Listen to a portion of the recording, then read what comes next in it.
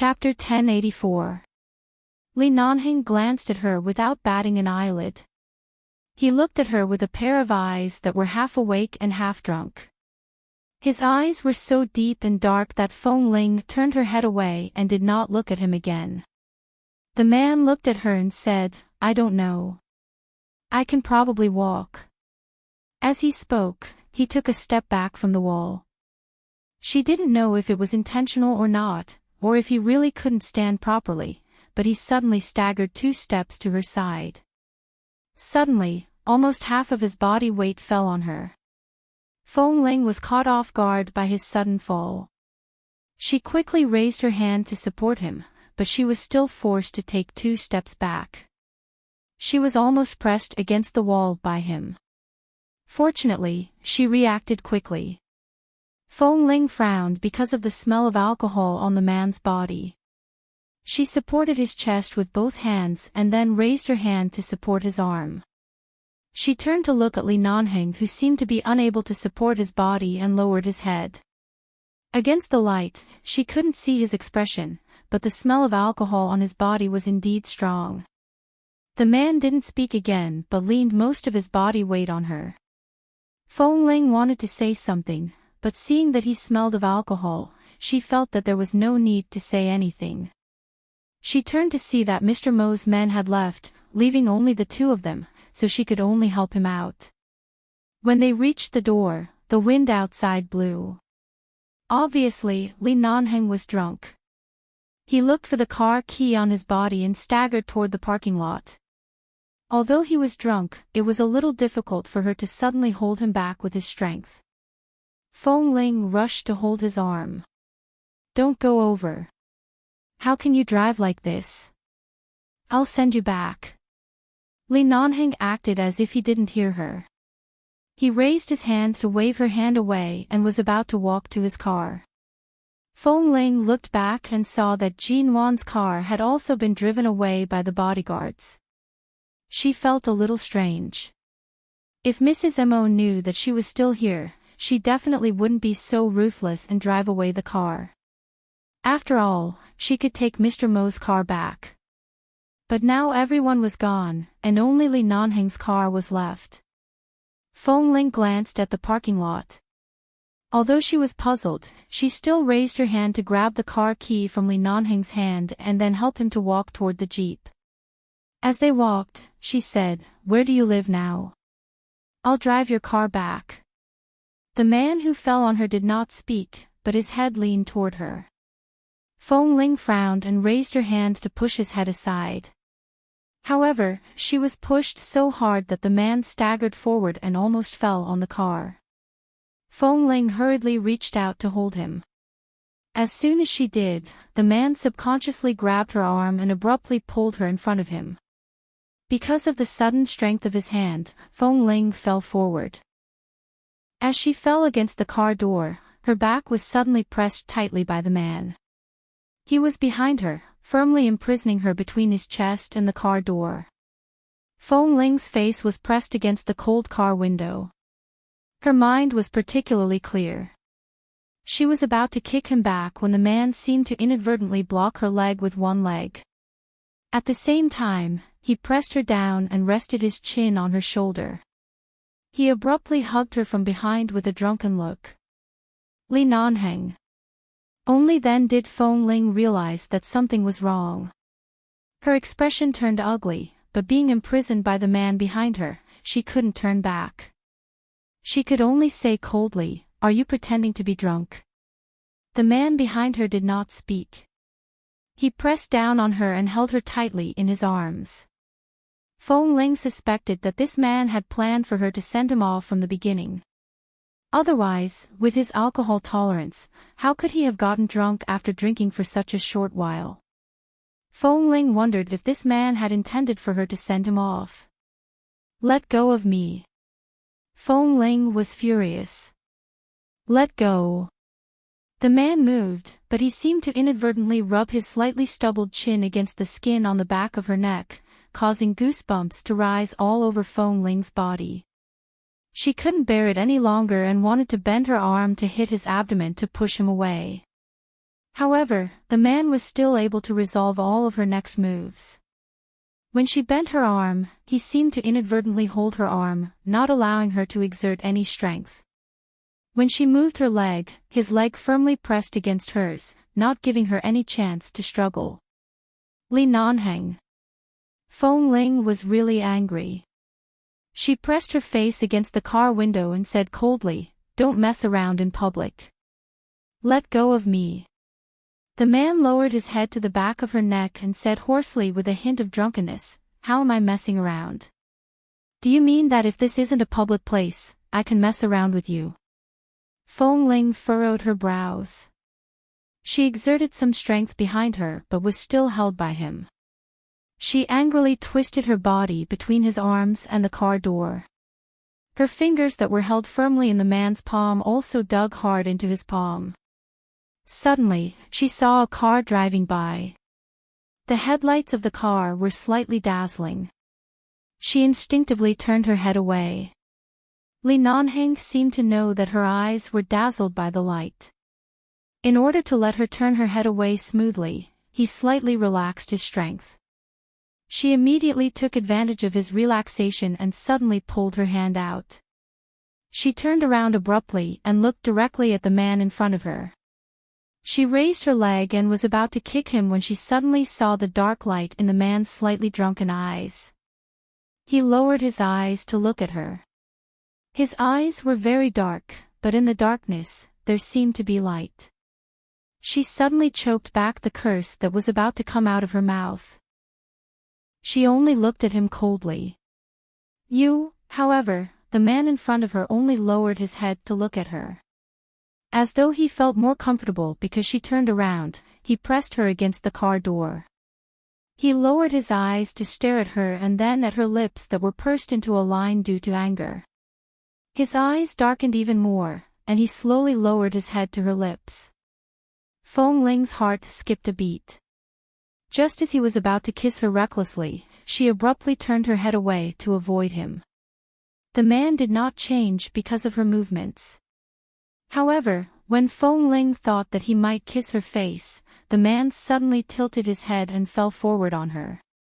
His head rested on the other side of her shoulder and almost all the weight of his body was about to directly press her down. Feng Ling subconsciously rushed to support him and then abruptly pushed him forward by an arm's length. She watched as the man swayed as though he was half drunk and half awake, but also seemed to be so drunk that he couldn't stand steadily. Her teeth were itching with hatred. Chapter 1085. She remembered how she had been ignored by him in the base for so many days in order to get his signature. She remembered how she had spent more than 10 hours on the plane to avoid the awkwardness of being with him. She remembered how she hadn't seen him in the past few days in the sea. Today, he had used his birthday as an excuse to appear, but he was so drunk that he even wanted her to send him home. Feng Ling lifted her foot and kicked his calf hard to vent her anger. The man frowned innocently because of her kick. He staggered forward unsteadily and pounced on her again, pressing her firmly against the car door. His tall body bowed, and he rested his head on her shoulder, not moving. Feng Ling, although Li Nanheng was shameless, he shouldn't be this shameless. He should be really drunk. She pushed him a few more times. Seeing that he seemed to be dead drunk, Feng Ling supported him with a dark expression and took 2 steps back. She pressed the electronic car key in her hand, opened the car door at the back, and stuffed him in. The woman's movements were not gentle at all. In fact, it was frighteningly rough. Li Nanheng staggered when he was pushed in. No matter how big the car was, the man was tall. When she pushed him in, his head hit the other side of the car door. Feng Ling ignored him completely. After shoving his long legs in, she slammed the car door. After closing the car door, Feng Ling stood outside the door and looked at the black Jeep in front of her.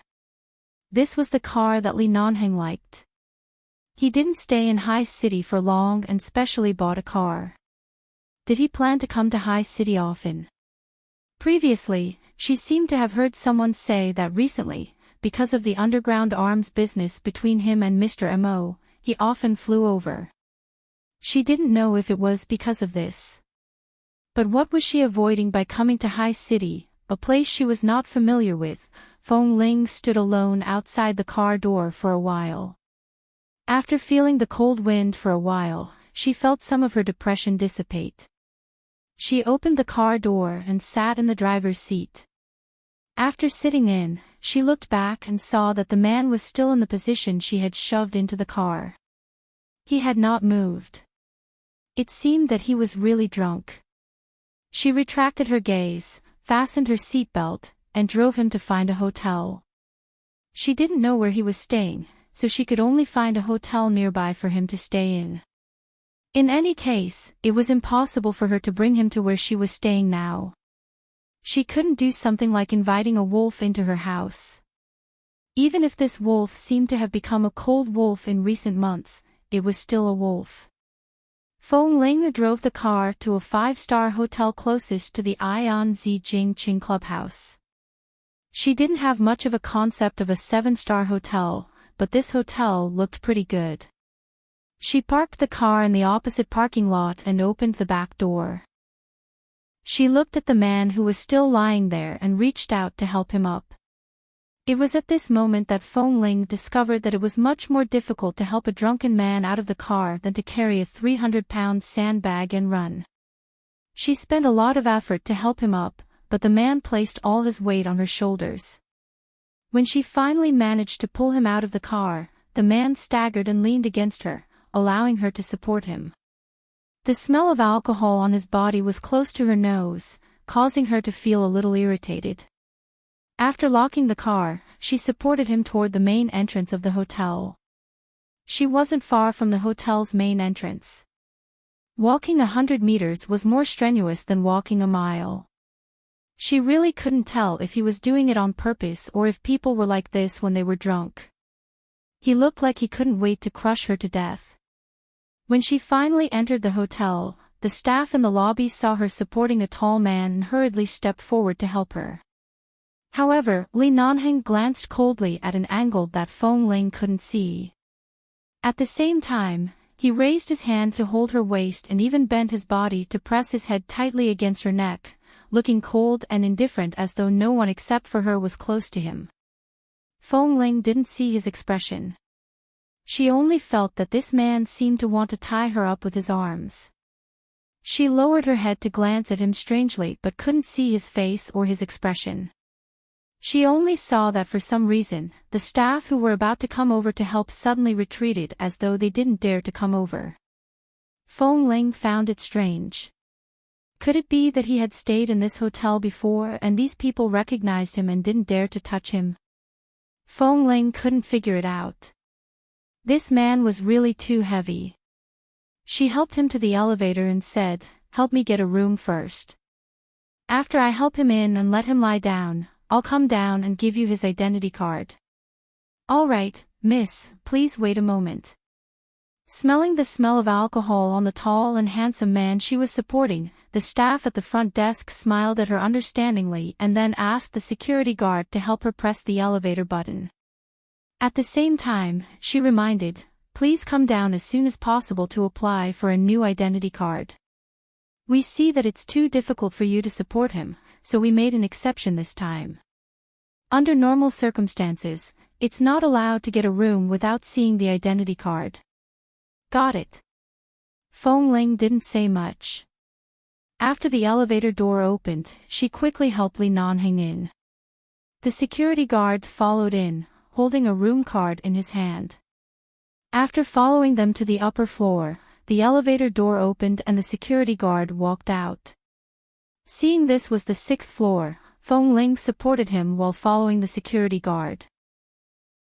When the security guard opened the door of a room, he looked back and signaled that she could help him in first.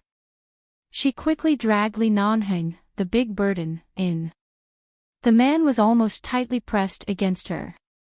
The security guard watched from outside but was too embarrassed to come over to help, so he retreated outside the door and waited for her to go out to apply for a new identity card. With great difficulty, she finally pressed Li Nanheng onto the bed. Feng Ling tripped over the man's leg and stumbled down onto him. Then she quickly lay up and looked at the man lying on the bed motionless. She secretly ground her teeth and fumbled around on his body for a while. Finally, she found where his wallet was. She was about to untie his coat to take his wallet when the man suddenly raised his hand and clasped her wrist. The man's body temperature was slightly higher because of the alcohol, and the temperature of his palm was slightly hot. Feng Ling paused and abruptly looked at the man lying on the bed. She was about to scold him for pretending to be drunk when the man did not open his eyes. He only breathed out the smell of alcohol and said hoarsely, "Don't touch me. If you touch me again, something will happen." Feng Ling, she pulled her hand out of his. She didn't even look at him to see if he was really drunk. She forcefully unbuttoned his shirt, took out his wallet, found his ID, and took out her own ID. She turned around and handed it to the security guard outside the door. She asked the security guard to help her hand it over to the front desk. Ahaha, begging for monthly votes, begging for rankings, love you guys more and more. Chapter 1086. There are ID cards and money inside. Bring them to the front desk and let the staff take them, Feng Ling said as she stood in front of the door. The security guard took the wallet she handed over, checked the 2 IDs, and nodded. All right, I'll send them over for you. If there's anything, you can call the front desk. All right, thank you. Feng Ling closed the door and turned back, only to see that the man who had just fallen drunk on the bed had sat up. He unbuttoned his coat, took it off, and casually tossed it to the side. At this moment, he was tugging at the collar of his black shirt impatiently. 3 or 4 buttons on the collar were forcibly pulled open, revealing the man's collarbone, revealing an indescribable wildness and sexiness. Seeing his movements, Feng Ling walked over to pick up the coat he had thrown on the ground, folded it, and placed it on the sofa by the side. She turned to ask him if he was awake, only to see that the man only tugged his clothes a little and lay back down. Listening to the man's breathing, she found that it was slightly heavier than usual. It was probably because he had drunk too much and felt hot. Feng Ling walked over and touched his forehead. It was indeed a little hot, but thankfully, it was not the kind of fever. She turned back into the bathroom, washed a towel, and wiped the man's head. As she wiped, she suddenly found that although she had known Li Nanheng for many years, she had never had such an opportunity to sit by the side and look at his face without any distractions. This man was indeed very good-looking. She had seen many good-looking men over the years. There were so many men in the base, and there were many good-looking and ugly ones, but there was no one as good-looking as Li Nanheng. Compared to Mo Jingshan's refined handsomeness and Dr. Qin's gentleness, Li Nanheng looked like the type of sunny and handsome little wolf dog when he was young, but now that he was 27 or 28 years old, he looked more robust than many good-looking men. The 3 men were all different, but compared to Mr. Mo and Dr. Qin, who looked gentle but were actually black-bellied, it was indeed more comfortable to get along with people like Li Nanheng. But she had also heard from others that Li Nanheng was also black-bellied. The only person he was honest with was her. His calmness was only directed at her. In the past, Feng Ling didn't think so. After coming to High City and meeting Mr. Mo, she finally understood what it meant to be able to manipulate clouds and rain with a flip of a hand without batting an eyelid, and what it meant to be truly two-faced. If it were Li Nanheng, he would have dragged her behind him and told her where there were clouds and where there were rain.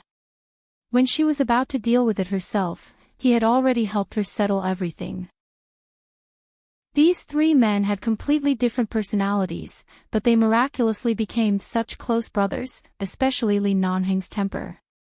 When she was in the base in Los Angeles, she thought that everyone was afraid of him, but after coming here, she found that when these 3 ruthless characters sat together, there was no fear at all.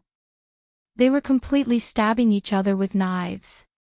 But it seemed that only when he was with Dr. Chin and Mr. Mo, he was truly relaxed and defenseless. After wiping his face, Feng Ling sat on the bed and watched for a while. She recalled Li Nanheng's recent coldness and alienation toward her. Maintaining such a distance was indeed the way she had always wanted to interact with him. She was about to get up and send the towel back to the bathroom when her wrists suddenly tightened. Her body was suddenly pulled back and fell onto the bed. The man suddenly turned over and pressed her under his body. Feng Ling stared in astonishment at the man's deep eyes against the light on his back. She could not see if he was still drunk. Before she could speak, the man's drunken kiss abruptly landed. Feng Ling immediately turned her head to the side. Because she turned too much, the man's kiss fell on her ear, a particularly sensitive place. She immediately shivered and rushed to push him away as though she was stimulated. However, the man tied her hands behind her back, held her hands with one hand, and stroked the back of her head with the other. He turned her head around and pressed down again, forcing her to quickly shrink into the bed. Because the man was drunk, he didn't seem to have any self-control. When he pressed down, he didn't care about his own weight like before. Right now, he was pressing down on her so heavily and fiercely that she couldn't breathe. She wanted to struggle, but she was restrained by the man's hands and feet. Feng Ling cursed in her heart. When he bent down to kiss her again, she gritted her teeth and cursed, "Isn't it good to be cold and indifferent all the time? Why do you have to pretend to be drunk to do such beastly acts? Do you think you can deceive me or deceive yourself?" Li Nanheng's brows furrowed slightly, and his scorching breath brushed past her extremely sensitive ears. "Little wife, let me kiss you, en." Feng Ling, little wife, he thought she was his wife. So he was drunk, so drunk that he didn't even know who the person he was pressing on the bed was? Feng Ling thought that she was calm enough, but in an instant, the feeling of collapse in her heart made her entire head boil. She abruptly began to struggle hard, let go of Li Nanheng. Although Li Nanheng could press her down, she was really angry right now. Her punches and kicks were not light at all. Li Nanheng was in pain from her kicks and directly pressed her hands on both sides of her body. He crossed his fingers and looked down at her angry face. "Good wife, don't mess around. Just a kiss." "Li Nanheng, you bastard. I thought you at least had some humanity. I didn't expect you to be so shameless." Feng Ling was so angry that her face turned pale. It was one thing for this man to be married, but now he actually mistook her for his wife. Did he usually have such a good relationship with his wife at home? Then what did he mean when he vowed to her in the past? However, after struggling for a long time, she could not break free. She angrily turned her head away and was about to bite his shoulder.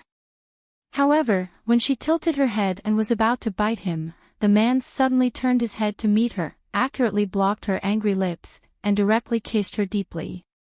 Because of his sudden fierce kiss, Feng Ling almost couldn't breathe. She was so angry that her whole body was about to tremble, and she glared at the man on top of her. 4M. Chapter 1087. After being kissed by the man for a while, Feng Ling finally turned her head away and scolded, "You bastard." Before she could say the word bastard, the man kissed her again. When she was about to suffocate from his suppression and plunder, she heard the man's low and husky voice against her lips, "Don't swear." Feng Ling's face had turned pale from anger. "You're so drunk, and you still have the nerve to care whether I swear or not. Even if I swear, I'm scolding you, the king." The man kissed her again, as if he was punishing her. In the end, Feng Ling fell back onto the bed weakly. She took a deep breath and pushed his chest with some difficulty, but she still couldn't push him away. Li Nanheng always had a clean and pleasant smell, but tonight, because of his birthday, he sat together with Mr. Mo and chatted for a long time and drank a lot of wine.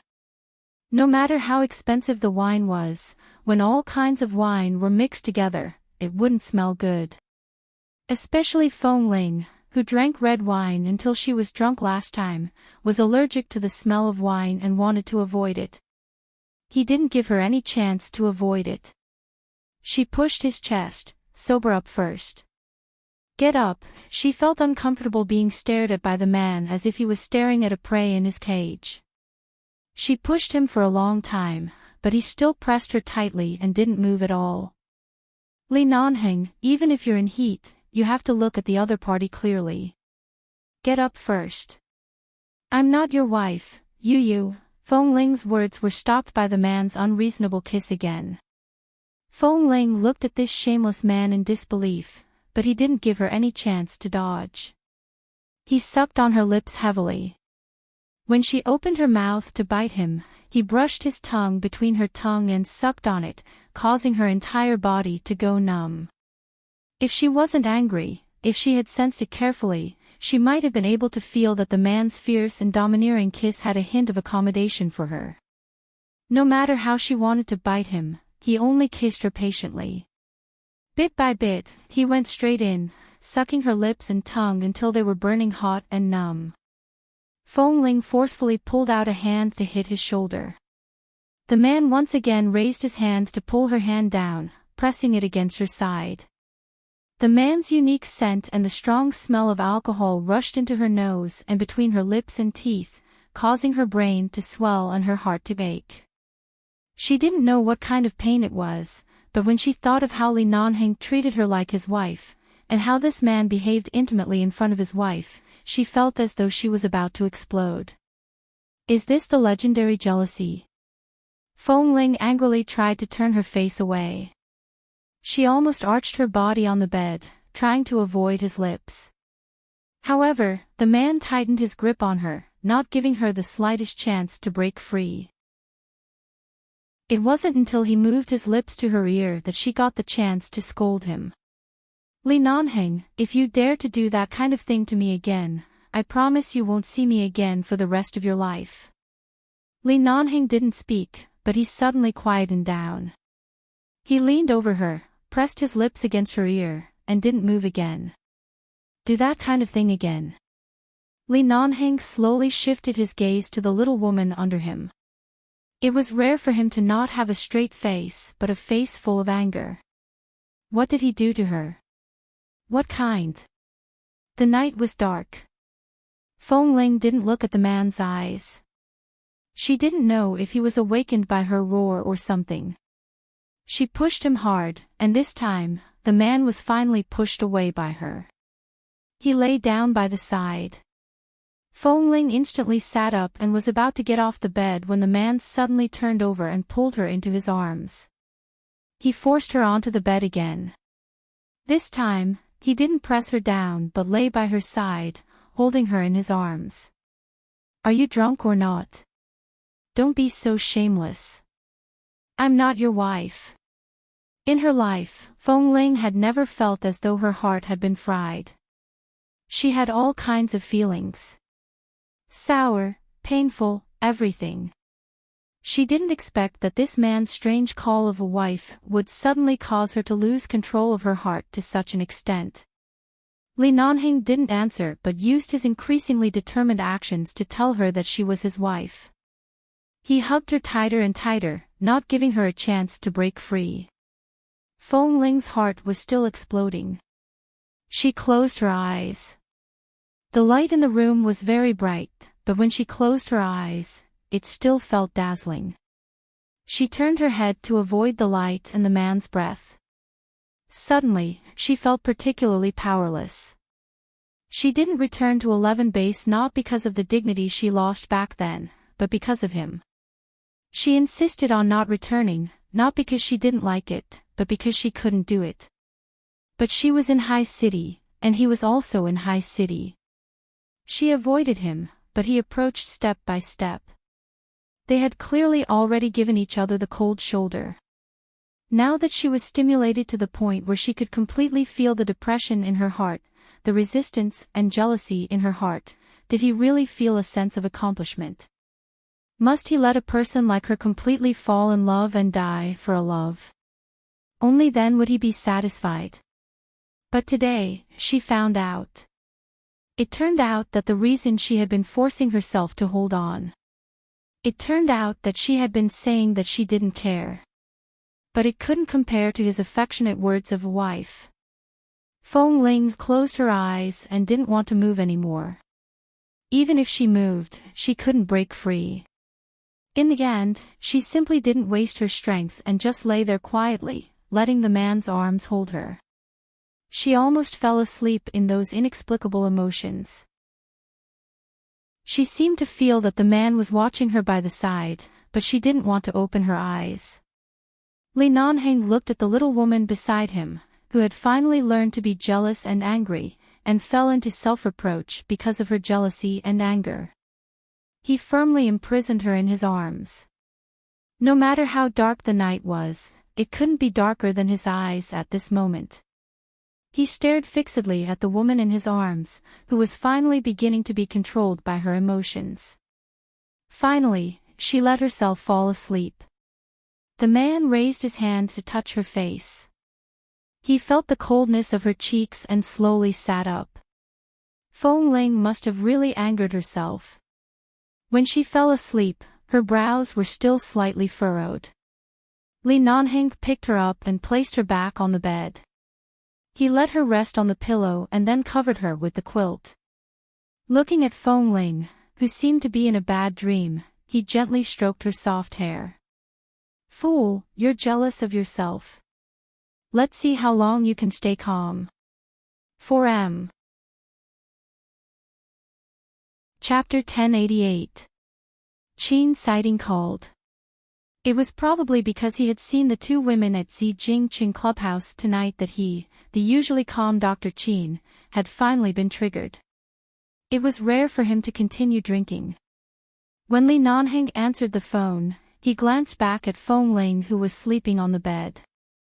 After making sure she was sleeping soundly under the warm quilt, he adjusted the air conditioner to a comfortable temperature and went out. Before Mo Jingshan rushed to Qin Sighting's villa, he called Li Nanheng. "Didn't you just drink tonight?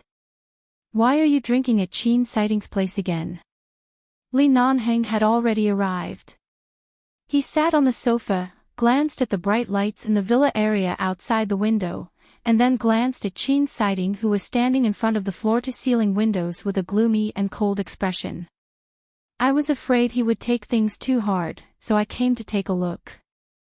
But he has been standing in front of the window like a block of wood for half an hour.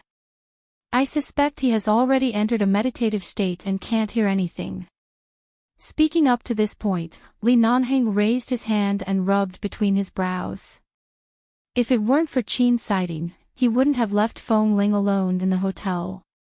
Li Nanheng had no intention of meddling in the matter of calling Shi Nianj to Zijingqing Club, but Shi Nianj happened to choose to send a cake on his birthday, and Li Nanheng happened to be staying in High City for a long time, so he didn't have the time to interfere.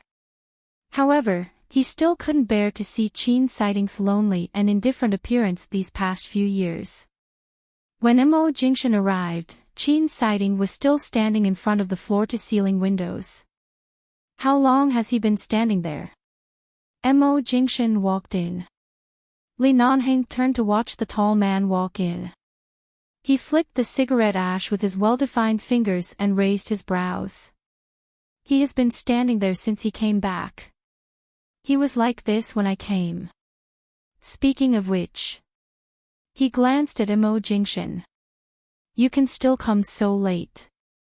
Could it be that Jean Wan was so drunk that she couldn't recognize you and kicked you off the bed?" Mo Jingshan glanced at him. "You are very experienced. You often get kicked by women." Li Nanheng raised his brows and smiled as he held the cigarette in his mouth. Didn't he often get kicked? In this life, the only woman who had ever kicked him was Fong Ling. As early as an hour ago, in the hotel room, he had been kicked by her several times, and now his calf bone was still aching. The three men drank in the villa until dawn and ridiculed Qin Sighting. At the same time, Li Nanheng glanced at his cell phone. There was no call from Fong Ling. Even if she woke up, she wouldn't call him. Even if she woke up, she wouldn't call him. If he didn't really give her a hard time, he didn't know how long the little girl would be numb to it. It was rare for Chin Sighting to drink a lot tonight because Nianj had left for so many years. However, she had recently returned to the country and appeared in front of him again. The lights in the villa opposite lit up again after a few years. Who would have thought that he had been defeated by love many years ago? He was a celebrity in the medical field who could control the life and death of people in front of the operating table. Mo Jingshan was not in a good mood tonight. It was said that Jin Wan said she was going to T-City to study, and his warm and soft wife wanted to go to another city to further her studies. Mo Jingshan had no reason to refuse. He had nowhere to vent his anger. Mo Jingshan was in a bad mood tonight. It was said that Jin Wan said she was going to study in T-City, and his wife wanted to go to another city to study. Mo Jingshan had no reason to refuse. But Li Nanheng was different. His little wife finally learned to be jealous. Boss Li was in a good mood. When Feng Ling woke up, it was already 6:00 in the morning. When she opened her eyes, she sat up abruptly. She didn't see Li Nanheng in the room, and the coat he had worn before was gone. He was gone. So last night, he hugged, nibbled, and kissed her. Sure enough, he regarded her as his wife. Whom did he regard as Feng Mingzhu? When he woke up, he found that the person in the room was her, so he didn't even say hello and left. Feng Ling got out of bed and walked around the room. There was no trace of Li Nanheng. She took a look at the sky outside the window. He must have been gone for a long time. So should she send him a text message now, wishing him and Feng Mingzhu a happy marriage and have a son soon? Maybe it was because she suddenly couldn't suppress her anger and this childish thought that she laughed. She stood in the room for a while and grinned inexplicably, but there was no warmth in her eyes. She gradually calmed down, went to the bathroom to wash up, and then left the room. Ignoring Li Nanheng's ID card, she took back her ID card and walked out without looking back. 2 hours later, Li Nanheng returned to the hotel.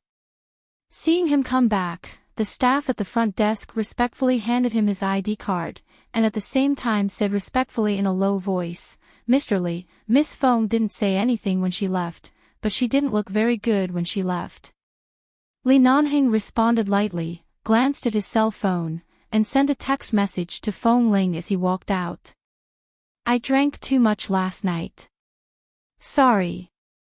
After sending the text message, Li Nanheng got into the car and sat in the car waiting slowly. 5 minutes later, Feng Ling, who rarely sent text messages and would never reply to his text message according to her usual temper, sent him a scram.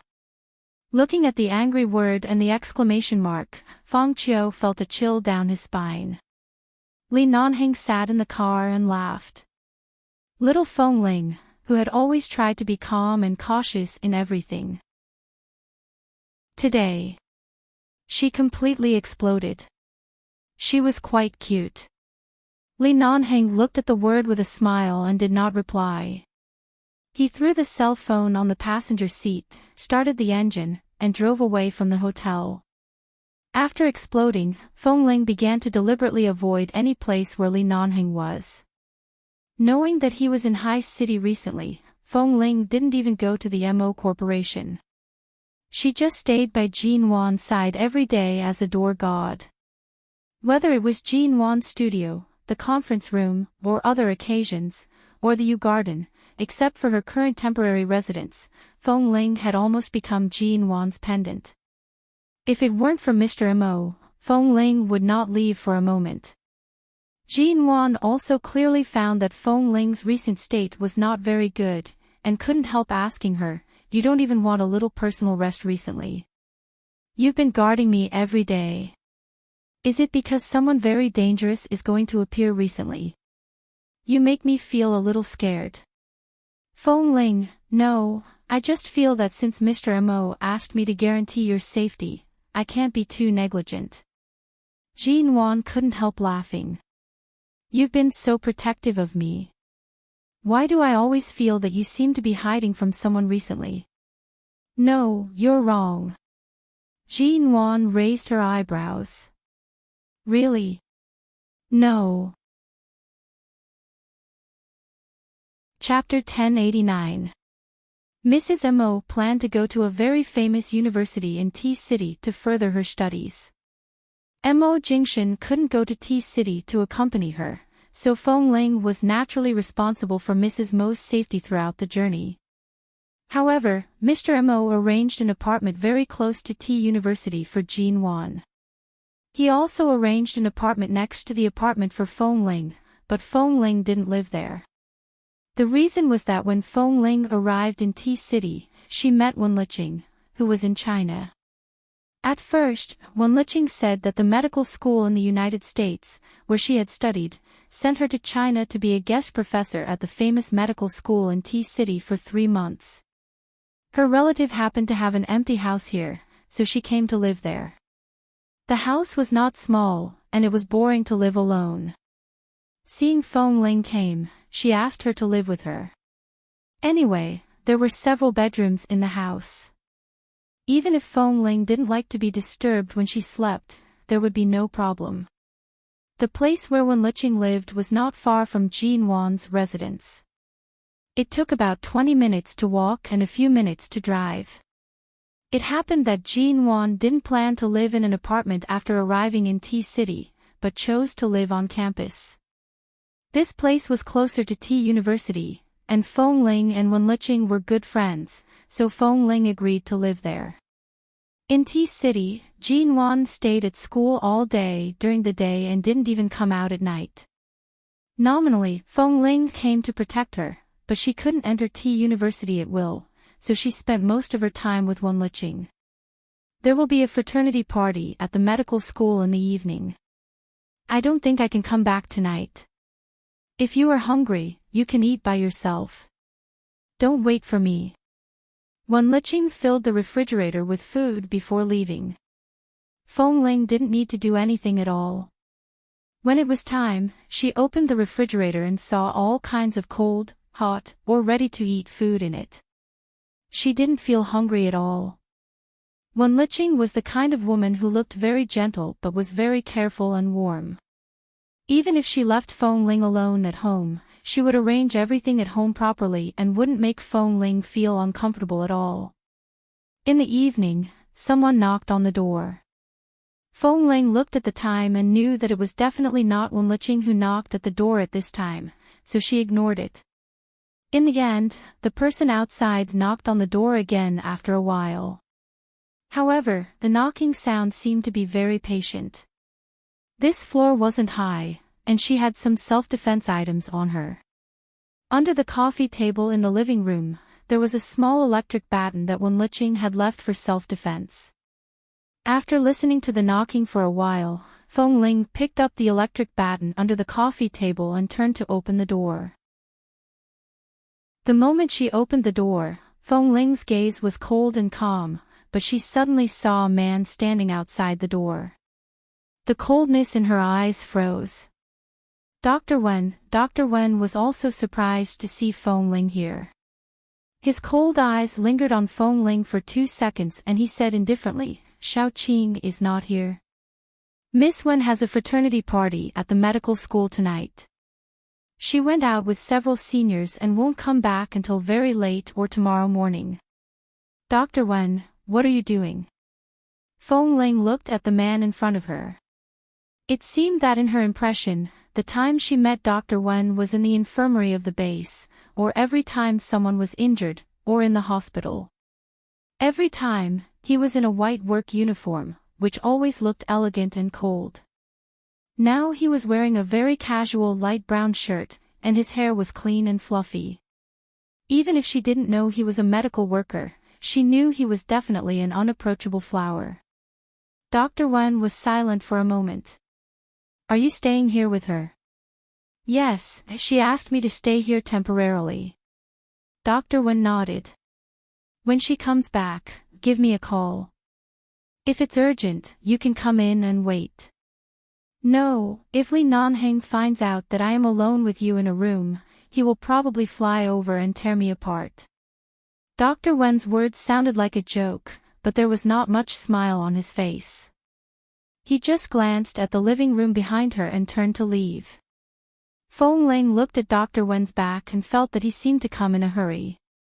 It was said that Dr. Wen was very busy in several hospitals in the United States, and there were many medical symposiums in the United States on weekdays. Even Dr. Qin, who was too lazy to participate in anything on weekdays, was somewhat busy recently. Shouldn't Dr. Wen bear the brunt of it? Why was he here? Did he suddenly fly to China to see Miss Wen? Usually, Wen Liqing came back very early. She didn't know when she would come back for the so-called fraternity party. Feng Ling had never participated in a fraternity party, so she didn't know what kind of activity it was. At about 9:00 in the evening, Dr. Wen appeared again. Seeing that Wen Liqing hadn't come back yet, he asked Feng Ling where Wen Liqing was now. Feng Ling called Wen Liqing and asked her where the fraternity party was held. Wen Liqing seemed to have drunk some wine on the phone. There were many people around her, men and women, and the atmosphere was very lively. After telling Feng Ling the location, Dr. Wen asked her if she wanted to come over. Feng Ling looked at Dr. Wen's cold face and said that she would drive over to pick her up, and then hung up the phone. She is at the Lanting Guild Hall at number 19 Dongxiang Road. Shall I pick her up? Or Dr. Wen? When she said this, she saw his expression. Feng Ling knew that Dr. Wen had just flown over from the United States and probably didn't send a car here, so she handed her car key to him. Dr. Wen took the electronic car key from her and glanced at her again. What do you know? I don't know anything. I only know that Miss Wen is a very good woman. When I had an accident in 11 base a few years ago, Miss Wen helped me. Otherwise, I would have died on the side of the road. Dr. Wen took a deep look at her, said no more, and left. Lanting Guild Hall. In a large private room, several young professors of medical schools and scholars with some reputation in the domestic medical community were sitting together. Even though they were very drunk, they just drank and chatted all the time because of their different careers and personalities. They didn't sing karaoke or play cards. Only a few people went to the next room to play cards, and the private room here was filled with the smell of alcohol. Wen Liqing held a bottle of champagne in her hand and leaned her head on the shoulder of a young man next to her. Her cheeks were a little flushed, and she said with a pair of slightly drunk eyes, "Senior, you always said that I would give up sooner or later. I thought I could hold on for a long time since I was 16 years old, but this time it seems that I'm really going to give up." 4M. Chapter 1090. The young man on her shoulder sat on the sofa and didn't move. He just took away the bottle in her hand. Just give up. Don't drink. Wen Liqing closed her eyes and leaned on his shoulder. Yes, I haven't drunk for many years. After drinking this time, have a good sleep, and everything will be over. I'll send you back later. Let's talk about it after you wake up. Wen Liqing shook her head, turned her face, raised her hand to wipe her slightly wet eyes, and then leaned her head on his shoulder. I agreed to the arrangement of the medical school this time and will leave Los Angeles temporarily because I want to warn myself that I have to end things. It has been so many years, almost 10 years. I feel that I really can't stand it anymore. How can he be so ruthless? When I thought we were related by blood, he refused me, but later when I knew we were not related by blood, he still regarded me as his sister. Who wants to be his sister? With that, she saw that the bottle in her hand disappeared, reached out to pick up a glass of wine on the table, turned her head and leaned on the shoulder of a senior sister who was a few years older than her on the other side. Senior sister, I feel sad. Have a few drinks with me. The woman who was called senior sister raised her hand and patted her on the head comfortingly. It's okay, it's okay. You can't find a three-legged toad, but there are two-legged men all over the world. Wen Lin Han is not the only man in the world. Look, your senior brother has been waiting for you for so many years, but you just treat him as your boyfriend. If you really want to get over it, you can just accept your senior brother. Wen Liqing chuckled, took a sip of wine, and then stood up with a bit hazy eyes. Seeing that no one was singing on the big screen, she staggered over, picked up the microphone, and said loudly as if announcing something, "Wen Lin Han, I don't want you anymore."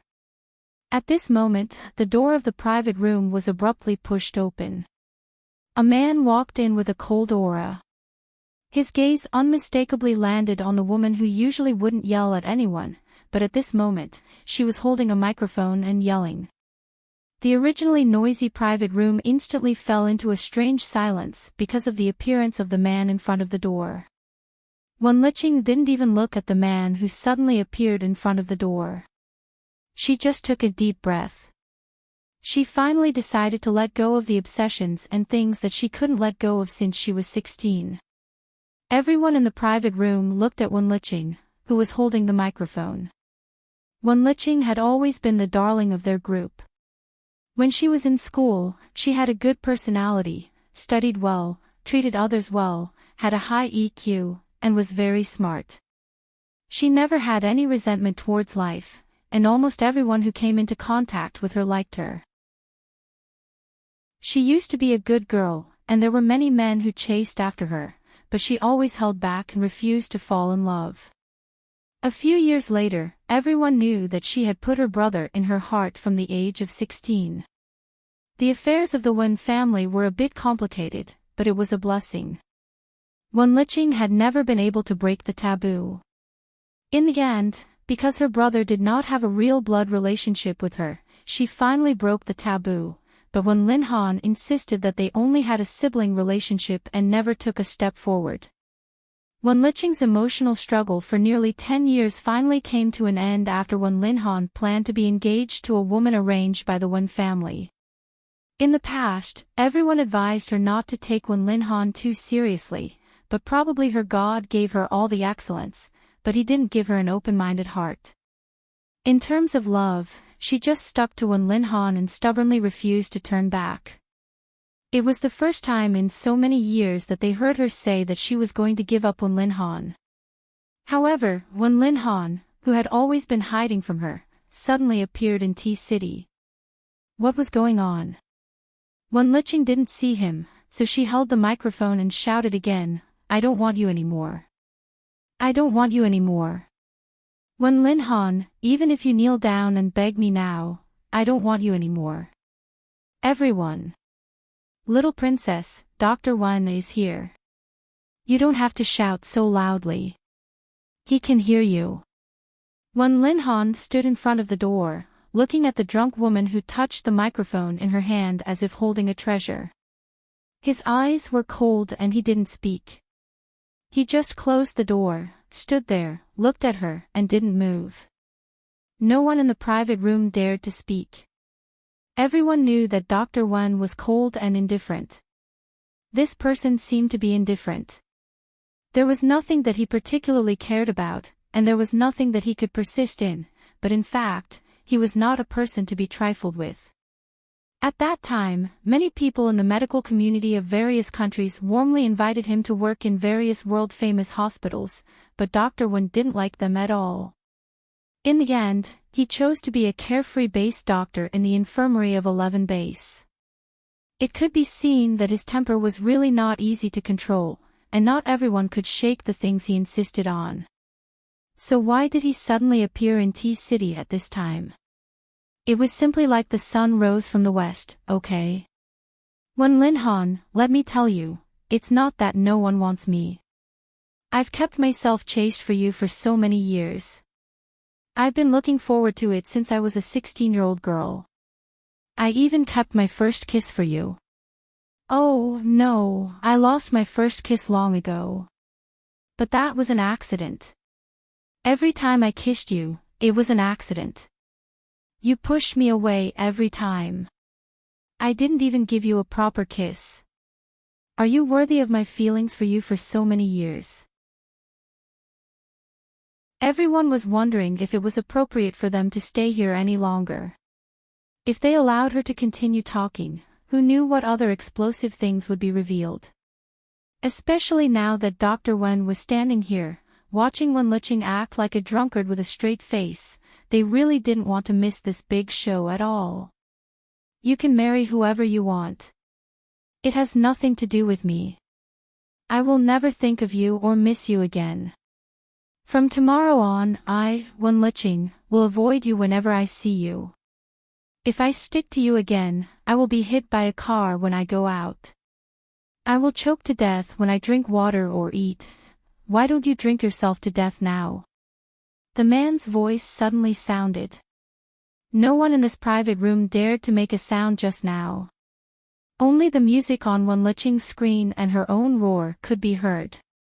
Suddenly, Wenlicheng's voice sounded, and everyone felt that their bones were about to be frozen. 4M. Chapter 1091. Wenlicheng's voice suddenly paused, and her hazy eyes suddenly turned to look at the person who couldn't possibly appear here. The moment their eyes met, her fingertips holding the microphone gradually became cold, and then she suddenly smiled. I really drank too much. I can even see illusions in people. Even though she said that, she was rooted to the spot and gripped the microphone tightly. All of a sudden, she couldn't say a word. Everyone looked at her who was shouting and swearing just now, but now even if she thought it was just a fake illusion, she still couldn't do anything. Wenlicheng walked over. The man was more than 1.8 meters tall. He looked down at the woman in front of him who was much shorter than him and said coldly, "Say what you just said again." Wenlicheng put the microphone to her mouth and stared at the man next to her. For some reason, she felt that this illusion seemed a little too real. Even Wenlicheng's smell was so similar to hers. She stood there for a long time, holding the thing in her hand tightly and looking at him. The blurred image in front of her became clearer and clearer. When she looked at the coldness in Wenlicheng's eyes, her eyes suddenly turned red. Brother, everyone, coward. You haven't made any progress after so many years. It's not an illusion. Wenlicheng's voice was indifferent. Wenlicheng suddenly smiled, but her eyes were red. It should be an illusion. Even if I take off my clothes and climb into his bed, Wenlicheng can still drive me out without any emotion. How could he come to T-City? Today is the day he is supposed to get engaged. Wenlicheng is going to get engaged tomorrow. It's impossible for him to come here. As she spoke, she turned to look at the group of friends who were sitting on the sofa. All of them had a tacit understanding and were just looking in her direction. She felt her hands and feet turn cold. She suddenly threw down the microphone in her hand, and the sound of the microphone falling to the ground was heard in the private room. It was a little deafening. She suddenly turned around and was about to run out. But as soon as she took half a step, she was suddenly pulled back by the arm that suddenly stretched out from her waist. At the moment she crashed into the man's arms, she lowered her head to avoid the man's breath and pushed his chest hard with her hands. If you want to get engaged, just get engaged. I'm fine. You don't need to come to T-City. Go away. Wenlicheng looked down at the woman struggling in his arms and didn't speak. He just turned to look at the senior student sitting on the sofa who had been with Wenlicheng for many years. At the moment when the two men's eyes met, the people around seemed to feel that there were silent cold arrows shooting at them. Dr. Wen, Shaoqing's personality has never been like this. Now that you've provoked her to this extent, isn't it too late to bring her back to the United States because of your conscience? The senior sat there with a slight smile on his face, but the smile didn't reach his eyes. Take a person who is allergic to alcohol to such a place and let her drink like this. If I don't come now, do I have to wait for her to go into shock and stand in the emergency room and wait for her to be pushed in? Wen Linhan held the woman firmly in his arms and looked at him coldly. Haven't you seen her when she is allergic to alcohol? Or don't you know how many years she hasn't drunk alcohol? The man who was called the senior student frowned. When did Xiaoqing start to have this symptom? The senior sitting next to her suddenly patted her head with a look of realization on her face. Oh, I forgot. Xiaoqing didn't have any allergies when she was still in school. Later, when she was hospitalized with a fracture, the new nurse on duty used the wrong medicine and overdosed, leaving her with severe allergies to alcohol and several drugs. You guys weren't around at that time, so not many people knew about this. Xiaoqing didn't say anything about it, but she really hasn't had any alcohol in the past few years. The group of people fell silent again and only looked at Wen Linhan. Since Xiaoqing knew that she was allergic to alcohol, why did she drink so hard today? Was she trying to drink herself to death? Seeing Wen Liqing held in Dr. Wen's arms, they were suddenly not sure what she wanted to do tonight. If no one found her symptoms later, if she left alone now and something happened to her, no one would know. Most of the people here were medical workers. Alcohol allergy could be fatal if it was serious. Let go of me. Wen Linhan, let go of me. Wen Liqing was held in the man's arms and her breathing was a little irregular. She pushed him with red eyes. I don't want you anymore. Do you hear me? Even if I drink myself to death here, I won't want you anymore. Leave me alone. Don't mess around. Wait until you sober up. Wen Linhan looked at the woman in his arms whose cheeks were red because of breathing difficulties. Go to the hospital for desensitization injection and gastric lavage. You will have an accident. I don't want to go. I don't want to go. I'm a doctor myself. I know what I'm doing. Don't worry about me. Wen Liqing pushed him. Don't show up again. Don't show up again. I promise I won't pester you or beg you to look at me again. You can marry whoever you want. I'll pretend that I never had you as my brother. My life or death has nothing to do with you. Wen Linhan slowly frowned and warned in a low voice, don't make trouble again. Wen Liqing looked at him with red eyes but didn't speak. She just stared at him. If her eyes could kill, she would cut him into pieces. In fact, many people didn't understand. Wen Linhan had always been very good to Wen Liqing, his sister, but since the accident when she was 16 years old, since she began to put him in her heart, he began to keep a distance. For so many years, Wen Liqing had changed from a princess in a honeypot to a bitter little lotus for him. No matter what she did, she couldn't move him. Wen Linhan's heart was probably made of cold iron, just like his name, so he threw Wen Liqing's passionate heart to the ground again and again, trampled and crushed it mercilessly. I'm not making trouble.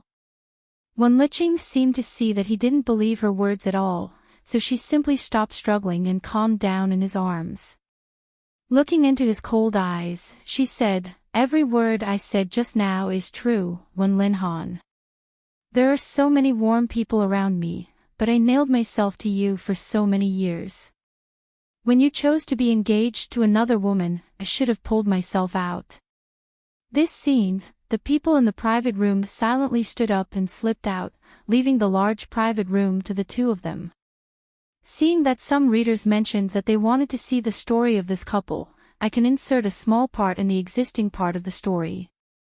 In this way, it won't affect the direction of Nanheng Fengling's story, and it will only be interspersed according to the timeline of the story, and there won't be any mention of it. After all, the plot of T-City has already come to an end. Before and after the release of the update, there will be a lot of things that people want to see in the main plot. 4M Chapter 1092. Wen Linhan pressed her shoulder and said solemnly, Qing, you are in a bad mood, so you gave up a great opportunity in the United States and came to High City to be a guest professor. I don't blame you, but you are allergic to alcohol. Why did you come out to drink? Do you want to die or what? Wenlicheng didn't speak but struggled hard in his arms. In just a short while, her neck was already red and there were some dense red bumps. This was the early symptom of allergy. It was itchy and painful, and it was difficult for her to breathe. But no pain could compare to this man who threw her heart to the ground and chose to marry another woman. Wenlicheng didn't let go. The others in the room had already left, so he didn't need to care about her face anymore. He looked down at her and said, "If I didn't see the letter you wrote in my email before you left the United States, if I didn't notice your extreme mood, if I didn't come over and let you continue to drink, I'm afraid that you will go into shock later. If you continue to drink, it will be too late to send you to the hospital immediately. Do you want to threaten me with your life and prevent me from getting engaged?" I didn't. Wenlicheng suddenly interrupted him and turned to look at him. "Even if I really die here, it has nothing to do with you. You said a few years ago that you have your own life and I have mine, and we shouldn't be so close to each other, right? Brother, isn't your purpose to make me leave you? You have no interest in that woman at all, but just because mom and dad like her, you, as a good son who has always respected them, even let them decide your marriage. You know that I will be angry when I see her, but you still agreed to the engagement. You forced me to give up. Okay, I give up now. Whether I am allergic or drunk to death, it won't bother you. I won't bother you anymore. My life has nothing to do with you. You have no responsibility.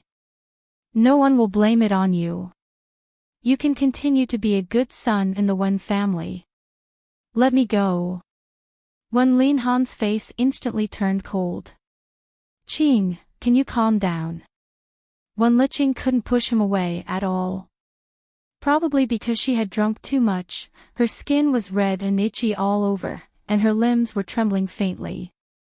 She had no strength at all. Didn't he say that if she continued to pester him, he would cut off all ties with the Wen family and never appear in front of her again? Didn't he say that he had had enough of her misdeeds? No matter what she did, he wouldn't have any opinions and she could do whatever she wanted.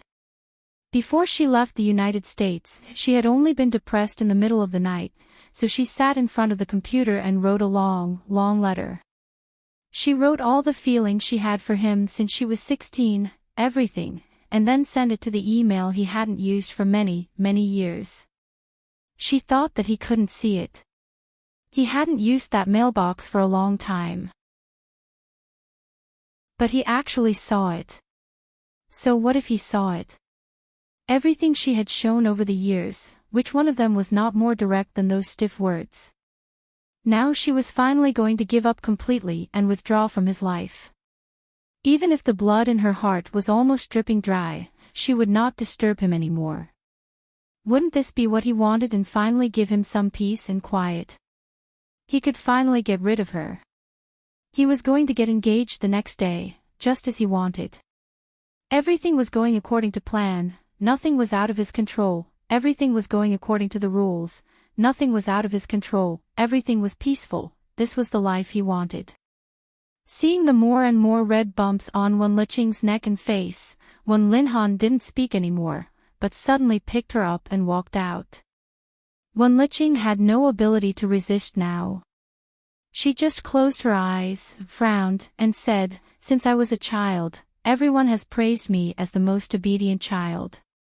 In everyone's eyes, I was the so-called child of other families, but all my rebelliousness and willfulness were only exposed in front of you. How hypocritical I was. On the surface, I pretended to be a cold and aloof girl who didn't want to fall in love and marry for the time being, but in fact, I was a fool who secretly loved my brother for nearly 10 years. Even when I thought the blood relationship was irreversible, I would rather confess my love to you and insist on loving you. Even if you spurned me, hated me, and pushed me away, I just wanted you. Oh, who would have thought? Wenliching, am not what I look like on the surface. The real me is like this, the one you hate. I'm so unreasonable. Why did you come to High City? As she spoke, Wenliching had been resisting leaning against him, but her head finally tilted to one side weakly. Wen Linhan protected her head with one hand, and she lay in his arms powerlessly. At the same time, her head leaned on his shoulder. Because of severe alcohol allergy, she felt suffocated and gasped uncomfortably. Her whole face turned red and the red bumps on her neck became denser and denser. When Linhan walked out with her in his arms. Some of the people who had just slipped out of the private room went to the bathroom, some went to the card room next door, and some stood in the corridor chatting. When they saw Wen Linhan coming out with Wenliching in his arms, they all frowned worriedly. Is she really allergic? So serious. Without saying a word, Wen Linhan passed by them blankly and walked out with Wenliching in his arms. Seeing Dr. Wen's indifferent back, these friends who had been with Wenliching all the year round had long been familiar with him. Not to mention Dr. Wen now, even 10 years ago when they were still young, this man who looked as gentle as jade was indifferent and didn't like to talk to people, so they had long been used to it. Wenliching didn't faint, but she was tipsy and suffocated, so she had no strength. After being carried out and being blown by the cold wind, she suddenly shivered all over. Wen Linhan subconsciously hugged the woman in his arms tightly and watched her shrink her head in his arms. It was very similar to the time when she was kidnapped when she was a child and refused to leave his arms for 3 days and 3 nights. It was also at that time that she was kidnapped and almost killed. At that time, he was still young and rescued her before the police arrived. From then on, she completely clung to him. Whether he was her brother or not, family love was not important. She only wanted him. Chapter 1093. Put me down. Wenliching whispered weakly in his arms, I can walk by myself. Hearing her weak words, Wen Linhan stared at her face for a moment. His eyes were deep and emotionless, and he carried her into the car. When she was sent to the hospital, after a blood test and gastric lavage, she was finally given a desensitization injection. Wenliching was already in a semi-comatose state. When she was carried to the hospital bed for injection, she just frowned instinctively and couldn't even open her eyes. A doctor came over to check on her hand that was receiving the injection. He then adjusted the position of the infusion bottle on the bed and softly reminded, don't let this lady drink any more in the future. Her alcohol allergy is too dangerous. It's not a simple red and swollen allergy. If she's not sent to the hospital in time, even if she doesn't want to die, it may still have a big impact. If it's light, she may become paralyzed or disabled, I know. Wen Linhan said lightly, I'm a doctor. The doctor standing by the bed was stunned for a moment. Just now, when this man carried the lady into the hospital, what he said and the procedures for her treatment were all correct. No wonder he could calmly arrange the treatment process even though she was already like this. It turned out that he was also a doctor. Since he was in the same profession, there was no need to say anything more. The doctor smiled at the bedside and turned away. Seeing that Wenliching was still sleeping, Wen Linhan got up, walked out, and called Feng Ling. Feng Ling didn't have to go to T University to accompany Jean Wan tonight, so she was bored at home. There was too much food in the kitchen refrigerator. She just took a blueberry-flavored pastry and sat on the sofa to eat it. While eating, she was waiting for news from Dr. Wen and Wenliching. Suddenly her cell phone rang and she quickly picked it up. Xiao Qing is in the hospital. She is allergic to alcohol. I'll take care of her here. I'll drive the car back tomorrow morning. Is it urgent? Wen Linhan's voice rang on the phone. No hurry. The car is arranged by Mr. Mo for me and Mrs. Mo. It's just a means of transportation. This place is very close to T University, and it won't take too long to walk. I'm not in a hurry. Is Miss Wen's condition serious? I haven't heard that she is allergic to alcohol. Otherwise, I would remind her not to go out to drink. Don't worry. With me here, it won't be a problem. When Lin Han said lightly, Xiao Qing may not go back to live these days. Please help her take care of the house. What are you talking about, Dr. Wen? It's Miss Wen who invited me to live here and left me so much food. I'm so happy to have food and a place to live. When will she come back? Tell me in advance and I can pick her up. Okay, let's talk about it later. When Lin Han didn't say much and hung up the phone after a few words. Seeing that the phone screen had turned black, Feng Ling placed the phone back on the sofa, raised her eyes to look at a certain military channel on the TV, and then changed the channel.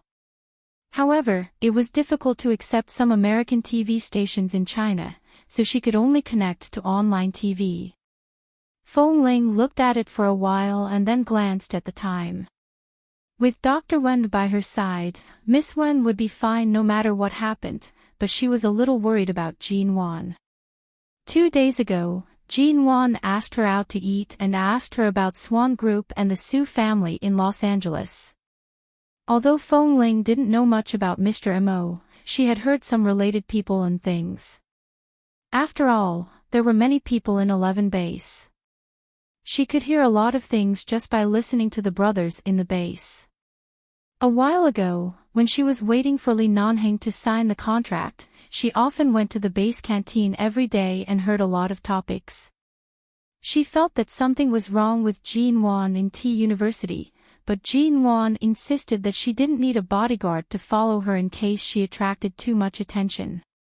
But Feng Ling always felt that something was going to happen, and her eyelids twitched abnormally. Feng Ling's hunch was very accurate.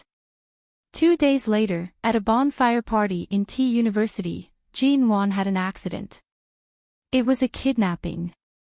For Jean Wan's safety, Feng Ling accompanied her all the way that night, but Jean Wan's cell phone was running out of power, so she asked Feng Ling to help her go back to the apartment Mr. Mo arranged for her to get a mobile power supply. Seeing that Jean Wan left by T University, Feng Ling had to go back to get the power supply for her. However, as soon as she walked into Jean Wan's apartment, she ran into Mr. Mo who flew from High City. Su Shui was Su Jilan's cousin, and Feng Ling didn't know much about her. However, when Mo Jingxin saw the message Jean Wan sent to her before the accident, his face changed. The man who was usually calm and indifferent was still indifferent. His sharp eyes seemed to be filled with killing intent, and he rushed out of the door to save Su Shui. Feng Ling also saw the group photo found by Jean Wan on her cell phone and frowned when she saw Su Shui's photo. Sure enough, something happened. Although Mr. Mo was a low-key businessman, he was obviously very good at martial arts and very sensitive, so he arrived at the underground bar where Jean Wan was kidnapped in time. When Feng Ling and Mr. Mo went to save Jean Wan together, she saw Jean Wan in the underground bar and felt a chill in her heart. She didn't expect these people to be so crazy. She kicked the crotch of the middle-aged bespectacled man who fell on the ground and disabled him on the spot. In the next few days, Jean Wan was taken care of by Mr. Mo himself. There was no news from Miss Wen, and Mrs. Mo and Mr. Mo kept showing off their affection to each other all day, so Feng Ling had time to stare blankly in Wen Liqing's apartment. When she was in a daze, she felt the time ticking by and remembered that she had been in China for a while. Not to mention in High City, she had been in T City for a month. She didn't know whether Li Nanheng was really drunk or pretending to be drunk last time, but because she had nothing to do and it was too quiet around her, the words he said finally came to her mind again. It seemed that she hadn't seen Li Nanheng since that time. Some time ago, Mr. Mo occasionally mentioned that Li Nanheng was in the United States and hadn't come to China recently. Just when Feng Ling thought that her work in Tea City might be idle for a few more days, Mr. Mo suddenly asked her to accompany Jean Wan to Tea University. In order to let her stay by Jean Wan's side all the time, he specially arranged a place for her to transfer to Tea University. Mrs. Mo hadn't fully recovered from her injuries after being kidnapped. Feng Ling didn't expect that she would suddenly go back to Tea University. When she rushed to the apartment the next day, she felt a certain coldness and tension in the air as soon as she entered the door. Then she looked at Jean Wan, who seemed to be in a panic and refused to give in. It was obvious that they had quarreled. Chapter 1094. Mrs. Mo majored in business management at Tea University, and those who could study here were all from unusual families. As a temporary transfer student, many people would talk about Feng Ling's background behind her back, but obviously no one could find out or get a result. At 8:00 in the evening, Jean Wan's dormitory in Tea University was already very lively. Feng Ling walked in with her luggage. Ling Feifei, who was standing in the dormitory, glanced at the door disapprovingly. Seeing Feng Ling wearing a black plain women's t-shirt, black pants, black short leather boots, and carrying only a black travel bag, she didn't look like a daughter with a prominent family background and proper upbringing. She didn't even intend to take away the suitcase on her bed but just occupied it there and didn't take Feng Ling seriously at all. Hearing the conversation of these women in the dormitory, Feng Ling walked over expressionlessly and put the travel bag in her hand on the bed. When Ling Feifei stood up and was about to show off, Feng Ling directly kicked the pink suitcase occupying her bed down. "What are you doing?" Ling Feifei was startled, looked incredulously at the various clothes scattered from the suitcase, and scolded in a shrill voice, "How dare you kick my things? My suitcase and clothes are dirty. Can you afford to pay for it? You occupied my bed and wasted my time. Can you afford to pay for it?" Feng Ling asked with a frosty face. Then, under Ling Feifei's furious gaze, she sat down on the bed, didn't even look at her, and said coldly, "Feng Ling, short-range shooting coach of US 11 base, black belt in Taekwondo, and champion of the national women's boxing team. Please advise me." As soon as she finished speaking, the dormitory fell into a strange silence. A group of women who would only haggle over trifles were all suppressed by Feng Ling's aura in an instant and couldn't make a sound. Jean Wan usually didn't care about these people. Seeing Feng Ling came, she was very happy and secretly exchanged a glance with Feng Ling. The two of them had a tacit understanding. America. The Li residence. Recently, Li Nanheng learned that a group of mafia members that 11 Base's sniper team had personally gone to New York to kill had returned to China, and those people had recently moved to Tea City. It was likely that Feng Ling, who had participated in that mission, had been targeted by them. Grandfather Li's health had improved recently. After visiting the Li family for a day, he was about to rush back to 11 Base. As soon as he walked out of the Li's mansion, he suddenly saw a red sports car parked there. The car door opened, and Feng Mingzhu got out of the car. She turned to look at him, smiled, and walked up to him. "My parents asked me to study in the UK for half a year some time ago. I just came back yesterday. I heard that Grandpa Li is not in good health recently, so I came to see him." "I didn't expect you to return to the Li family." Li Nanheng's expression did not change at all. "The person is inside. If you want to see him, just go in. I have something to do. I'm leaving."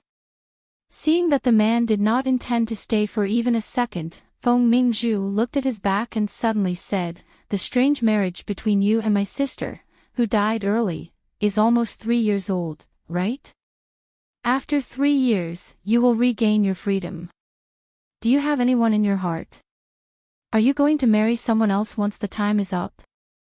Hearing this, Li Nanheng looked back at her indifferently, and his cold and low voice suddenly rang. Hasn't the person in my heart been driven out of 11 base by you? Feng Mingzhu's smiling expression instantly stiffened, and her eyes flickered. Fortunately, she did not take off her sunglasses when she got out of the car. She only paused for a moment and then said with a smile, "What person in your heart? What driven out of 11 base?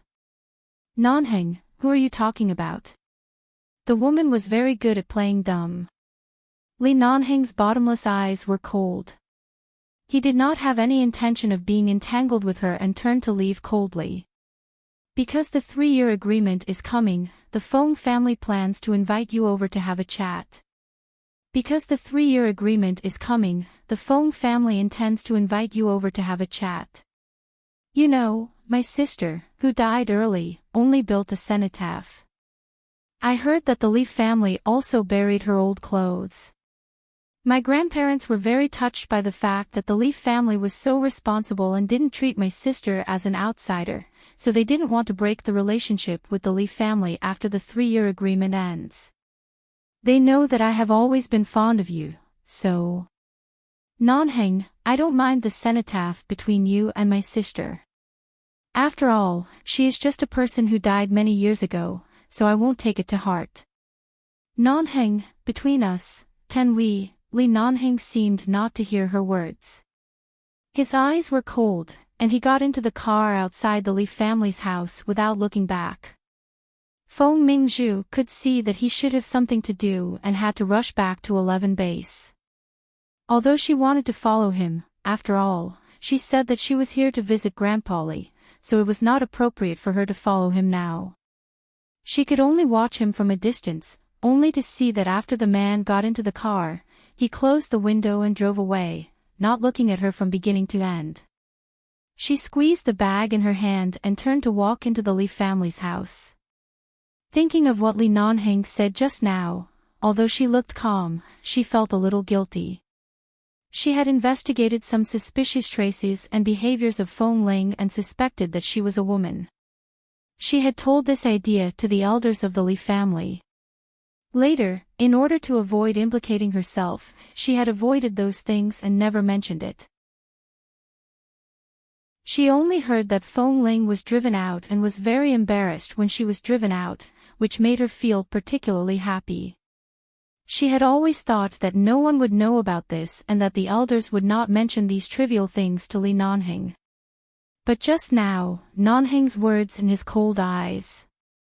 She couldn't believe it. It was as if he had already known everything. Feng Mingzhu pursed her lips. She had always been confident that she had never done anything evil in front of Li Nanheng. Except for feeling that she was a little too arrogant in his eyes, there was nothing that he hated about her. As long as he didn't have anyone in his heart, the Feng family and the Li family could make a good match. In addition, Li Nanheng had married a cenotaph. No matter how powerful the Li family was, many people might not dare to marry into the Li family for the time being.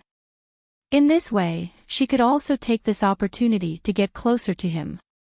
If the opportunity came, perhaps the identity of Mrs. Li would eventually fall into her hands. But just now, Li Nanheng's attitude was completely disrespectful. Did he really know something? She must not let him have any evidence against her. Otherwise, all her hopes would be in vain. Feng Mingzhu's heart was uneasy. At the same time that the main plot is beginning to connect, it means that now it is beginning to gradually cut into the various exciting plots that the relatives most want to see. Today is the first, the monthly votes have been updated again. Babies, take a look at your accounts. If there are monthly votes, vote for Qingqing. The release time is the 4th, which is around midnight on the 3rd. Chapter 1095. The Li Family. Grandpa Li, Miss Feng is here. She said that she just came back from the UK and came to see you. Old Master Li leaned back on the recliner, raised his eyebrows, and grunted. He turned to see the figure walking in from outside the door and immediately smiled politely. It's really worth it for Mingzhu to call me Grandpa Li. If Grandpa is in trouble, you will definitely not ignore it. Unlike those in my family, who are usually busy in the Lee Corporation or simply on business trips around the world. They never said they would come back to visit me. Feng Mingzhu said with a smile, they're really busy. I couldn't come back in the first half of the year. I heard that you've been in the hospital for a long time, Grandpa Lee. I heard that at your age, stroke is a hurdle. Once you pass this hurdle, you'll definitely live a long life. Grandpa Lee, you can at least live with us for another 20 or 30 years. Grandfather Lee immediately smiled. What a sweet talker. 20 or 30 years. I'm in my 80s now. It's enough that I can leave without any disease or pain. I don't want to lie in bed all day and can't go anywhere. It's really unnecessary to live like this. Feng Mingzhu sat by the bed and chatted with him for a while with a smile. It didn't take long for her to deliberately bring the topic to Nanheng and her little sister's cenotaph. When the old man heard her mention this, the smile in his eyes did not change. Don't worry. Your sister's cenotaph has entered our Lee family's door. No matter who Nanheng marries in the future, she is already a member of our Lee family. No matter in name or in any other aspect, she will no longer be a wandering soul wandering around alone. Grandpa Lee, the 3-year period is almost up. Does Nanheng have any other plans for the next step? Feng Mingzhu directly brought up the topic. Grandfather Lee leaned against the recliner with a smile and looked at her. Why? Haven't you let it go? Feng Mingzhu smiled lightly. Everyone has an obsession. Nanheng is my obsession. No matter how long it has been and how far I have gone, I can't let it go. Grandfather Lee smiled again. So this time you came here, hoping that I can help you arrange it. After the 3 years, do you still want to have something with Nanheng? If there is a chance between Nanheng and me, I can really do anything for him. Grandpa Lee, I really want to call you Grandpa like him in the future. Nanheng and the cousins of the Lee family are usually busy. You need to have a younger generation to accompany you. As long as I marry into the Lee family will be my home. I can always accompany you, make you happy, and talk to you. Feng Mingzhu said sincerely, besides, everyone thought that Nanheng was going to marry me. It's not good for me to marry someone else now. Grandpa, the relationship between the Feng family and the Lee family has always been so close. Please help me think of a way to create more opportunities for me and Nanheng. You sound so pitiful. All right, I also like you, and I don't want to cut off contact with the Feng family in the future. If you really want to, Grandpa Lee will take this matter to heart and talk to Nanheng later. Grandpa Lee, you know how Nanheng feels about me. I'm afraid it's useless to talk to him. I still have to make arrangements for this matter. Grandfather Lee raised his eyebrows.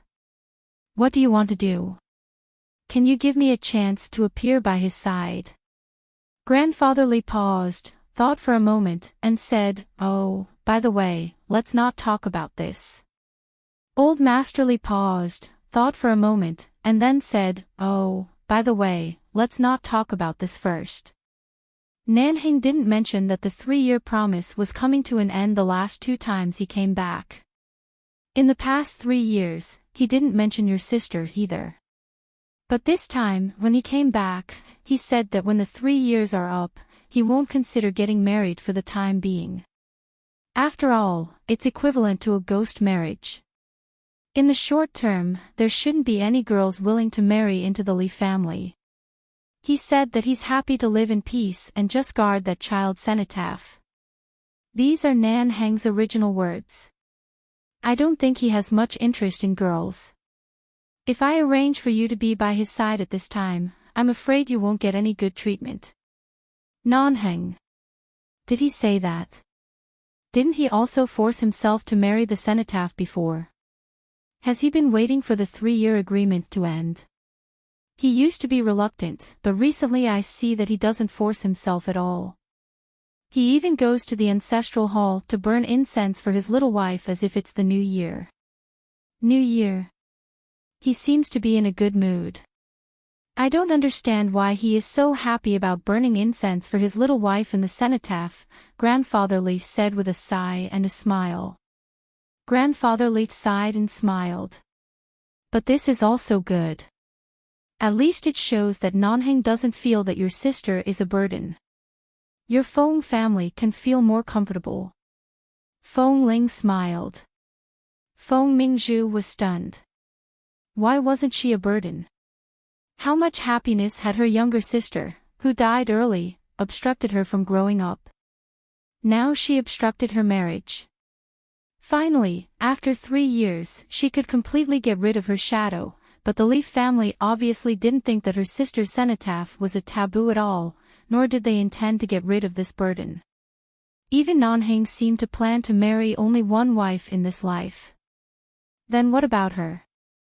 Just now, Grandpa Li promised her that he would help her arrange it, but now, just because of Nanheng's attitude recently, he didn't intend to help her for the time being.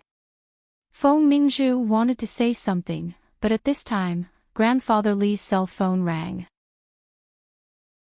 He took a look, raised his eyebrows, and said with a smile, "Oh, this brat, he didn't even think of calling me in 800 years. He just left for a while, and now he called me." Hearing this call should be from Nanheng, Feng Mingzhu didn't speak anymore but sat quietly to listen. After taking the phone, Grandfather Li raised his eyebrows. After hanging up the phone, he took a thoughtful look at Feng Mingzhu. "Grandpa Li, what did Nanheng say on the phone? Is he in the United States recently? Or, has he been in 11 base recently?" Feng Mingzhu asked with a gentle smile. Grandfather Li didn't speak immediately but put the phone aside, then pulled up the thin blanket covering his legs, and suddenly said, "Mingzhu, did you tell anyone other than our Li family about what happened to that girl named Feng Ling in 11 base?" The smile in Feng Mingzhu's eyes suddenly faded a little, and she asked with a stiff expression, "What people other than the Li family?" Chapter 1096. Seeing Feng Mingzhu's slightly guilty expression, Grandfather Li looked at her for a while without batting an eyelid.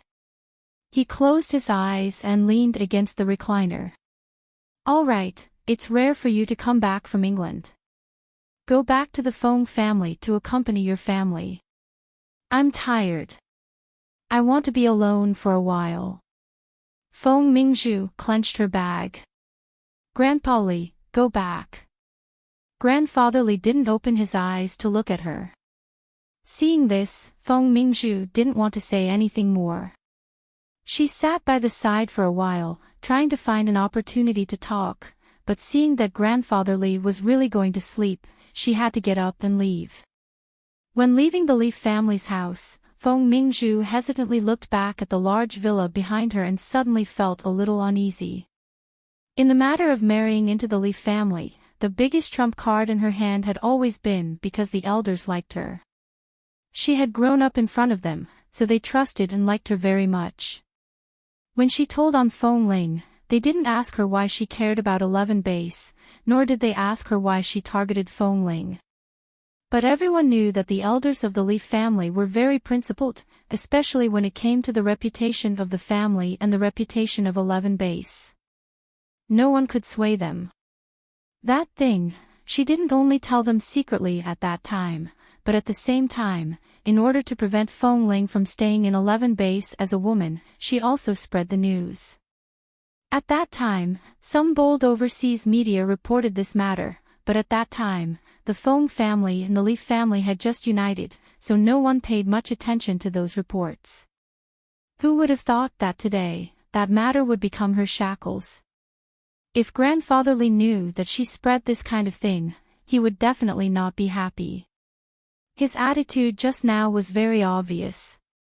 Feng Mingzhu walked out in annoyance, got into the car, and slammed the door. Now Li Nanheng was so concerned about her sister's cenotaph, and he seemed to have deliberately called her when she was by Grandpa Li's side. She didn't know what he mentioned to Grandpa Lee, but suddenly, the situation changed. What on earth was Li Nanheng planning? It was probably because Feng Ling had been in 11 base for so many years that she had never been exposed to the outside world. Mr. Mo arranged for her to be a transfer student.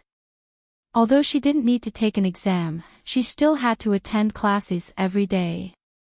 Although she didn't want to admit it, she had to admit that she had a very significant hypnotic effect on business management and the various forms and data displayed on the big screen every day. After a period of time, Feng Ling, who had only mastered the basic knowledge, seemed to have mastered some other skills, but she really couldn't master them. Even if she tried hard to listen carefully, she could only absorb half of the knowledge about numbers at most. Not only would Feng Ling be sleepy, but Jin Wan was also sleepy. She gritted her teeth and forced herself to stay awake every afternoon when she was too sleepy to open her eyes. Occasionally, when she looked back, she would see that Feng Ling, who was usually energetic, could barely keep her eyes open. She couldn't help but snicker. The class finally ended. Jin Wan went to the professor's side to discuss some matters while Feng Ling waited outside the school. She had to go out with Jin Wan at night to accompany her to buy some things. Feng Ling sat in the car, closed her eyes, and pretended to sleep. Ling Feifei and her friends passed by the car and recognized it as Jin Wan's car. However, they didn't see Feng Ling inside. When they passed by, Ling Feifei glanced over. She didn't know what Ling Feifei said to her friends, but the women suddenly walked toward the car. They stared at the car's tires as though they wanted to do something. Even though Feng Ling had her eyes closed, she could feel a strange pressure. She abruptly opened her eyes and saw the women sneakily approaching. They did not roll down the car windows and expressionlessly pressed on the car's horn as they approached. In an instant, the sound of the car's horn frightened the women who approached with guilt. They hurriedly stumbled back several steps and ran back to Ling Feifei's side in a fluster. They didn't expect there to be someone else in the car. Wasn't Jin Wan with the professor right now? Who was the person in the car? She was so arrogant and didn't even show her face. Although they were unhappy, they inexplicably felt that the person in the car was not someone to be trifled with, so they simply walked away quickly. Feng Ling sat in the driver's seat and didn't even move her eyes. She just felt that this kind of woman's despicable mentality was really disgusting. It was a waste of time to talk to them. Fortunately, Mrs. Mo didn't have the time to talk to them. A group of clowns. It was getting dark, and it was already past 6 o'clock. Jin Wan suddenly called and said that she was going to read more financial materials in the professor's office tonight. There were several other famous teachers and professors in the office. It was a good opportunity to learn and communicate with them. She asked Feng Ling to go shopping alone. After hanging up the phone, Feng Ling drove the car away and went to a large supermarket near T University. She bought a lot of things according to the list Jin Wan needed. Feng Ling walked out with 2 shopping bags in her hand, put them in the trunk, and opened the door to get in the car. When she drove back in the direction of T University, Feng Ling suddenly keenly noticed something wrong. She subconsciously raised her eyes to look at the rearview mirror and caught a glimpse of a black Mercedes-Benz following behind. She paused and suddenly changed the direction, drove into an alley at a fork in the road, got out of the alley, and changed to another route to go back. It was only a 10-minute journey, but she deliberately took a detour. After walking for nearly 20 minutes, she saw that the black Mercedes-Benz was still following her. If these people came to T City for Jin Wan, they should have gone directly to the vicinity of T University instead of deliberately following her car. Since they followed her like this, it was obvious that these people were coming for her. Every member of 11 Base would have a habitual psychological preparation, that is, because they had faced too many terrorists in dangerous situations. One day in the future, they might meet someone seeking revenge on them on the street. Even though she had left 11 base for so long, Feng Ling was not surprised by the sudden appearance of people following her. But now if these people were really coming for her, she had to stay away from Jin Wan in the next few days, or if Jin Wan was implicated, Mr. Mo wouldn't be able to explain it. Chapter 1097. Sensing that Feng Ling was taking a detour, the Mercedes-Benz behind her stopped following her and chose to turn to another route to avoid her counterattack. Feng Ling drove the car back to T University. After circling the neighborhood, she decided that she couldn't go back to Jin Wan's apartment or Miss Wen's residence for the time being. Otherwise, she would only cause trouble for them, so she just put the things she bought in the security room in front of the gate of T University and sent a message to Jin Wan, asking her to pick them up after she finished her work and to take them back to her dormitory. After giving these instructions, he drove away. Jin Wan hadn't seen Feng Ling in T University for about 2 days, nor did she receive a call from Feng Ling. Feng Ling was very cautious and would never be more than 5 meters away from her. But these 2 days, Feng Ling suddenly disappeared. Strange. When Mo Jingshan went to T-City again, he received a message from Li Nanheng and glanced at it.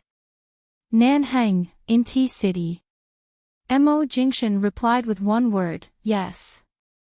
Nanheng, in that apartment or somewhere else? Mo Jingshan replied, apartment. Within half an hour, Nanheng drove over, knocked on the door, and came in. Mo Jingshan saw that he was travel-worn. Obviously, he had driven across the province overnight. He looked cold and decadent. As soon as he entered the door, he went inside to find water to drink. Why are you in such a hurry? What's the matter? Li Nanheng put down the glass in his hand. Back then, when Feng Ling completed a mission at 11 Base in the United States, she intercepted several smuggled military vehicles belonging to the New York Mafia. Those people have been tracking her whereabouts for the past 2 years, and in the past 2 days, they have moved to T-City. Her whereabouts are currently being monitored. Mo Jingshan looked back. There are not many people in T-City. Have you transferred other people here? Yes. Feng Ling is good at martial arts. If she notices anything unusual, she should be prepared for it. Doesn't she know that you are here this time? I flew to High City overnight to transfer people and drove here from High City, but I haven't seen her yet. Li Nanheng took a look at the time when he sat down. Deal with Jin Wan's affairs by yourself. Feng Ling can't take care of herself. Take care of your wife. Don't let anything happen to her. No, it's fine as long as you're safe. They're all old grudges with 11 Base. It's related to the arms deals in New York and Los Angeles. Their target is Feng Ling. It won't affect Jin Wan. Nanheng drove here overnight and did not sleep.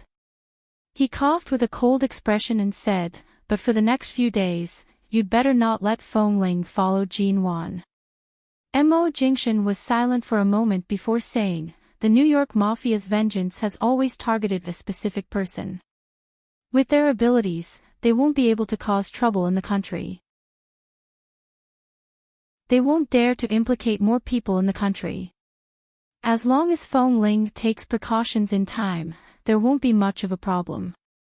Li Nanheng knew that it was not a big problem, but after leaving her in China for so long, it was time to close the net.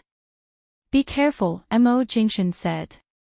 Li Nanheng didn't say more. Now was the right time to send the group of people who had frequently set up obstacles in the United States to the next world. The shady business they had done over the years was enough for them to take revenge. When the time came, they should personally send them on their way. Feng Ling didn't go back for 2 days. After 2 days of chasing and secretly observing, she was completely sure of the background of the group of people who were following her. They were all the group of people who had been left behind. Here in China, the security was much stricter than in the United States, so it was not convenient to chase her on the road. Besides, T-City was not their territory, so they could only follow her for the time being and wait for an opportunity. After temporarily shaking off the group of people, Fong Ling, who had been outside for 2 days, had to go back to the place where she lived to take away some of her things, and she should move away from Miss Wen's place for the time being. She couldn't leave any of her things for these people to investigate. While the group of people was temporarily shaken off, Fong Ling drove to the community where Miss Wen and her lived some time ago, but she still carefully parked the car outside the community and then walked in through the side door alone. However, what Fong Ling didn't expect was that the group of people had already found her residence in T-City, and there were already 2 strong men waiting at the intersection she had to pass. As soon as she walked in, she suddenly saw the 2 men. Fong Ling stopped and took a step back calmly. Then she felt a chill on her back and looked back, only to see another strong man behind her, who seemed to have gotten out of the car parked not far away. Fong Ling glanced at the tall and strong men and the weapons in their hands. These people completely surrounded her in this alley. One of them was holding a long knife similar to the one used to cut watermelons in fruit stalls, and the other 2 were holding long black electric batons, approaching her step by step.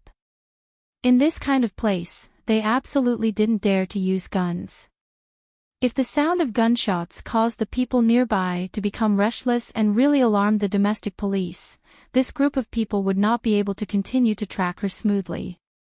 Looking at the things in their hands, Fong Ling silently took a step back to the side of the gun, and at the moment the man behind her rushed over with the electric baton, she decisively and quickly raised her hand to hit the man's wrist.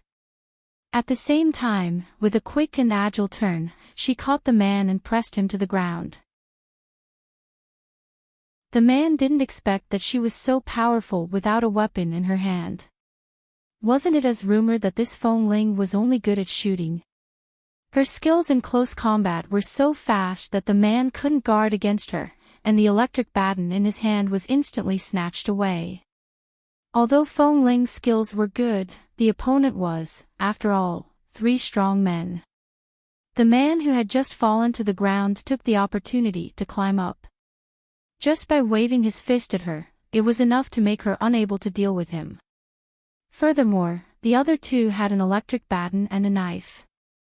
After several rounds of fighting, her arm was struck by the electric baton, and at the same time, her shoulder was cut by the blade. Just as she was forced to lean against the wall, looking coldly for an opportunity to escape, one of the strong men she had just defeated rushed forward and grabbed her neck. He ruthlessly pushed her against the wall, his grip almost instantly breaking her neck. He cursed in American English, causing Fong Ling to furrow her brows. These people, as expected, were indeed the group from the mission in New York.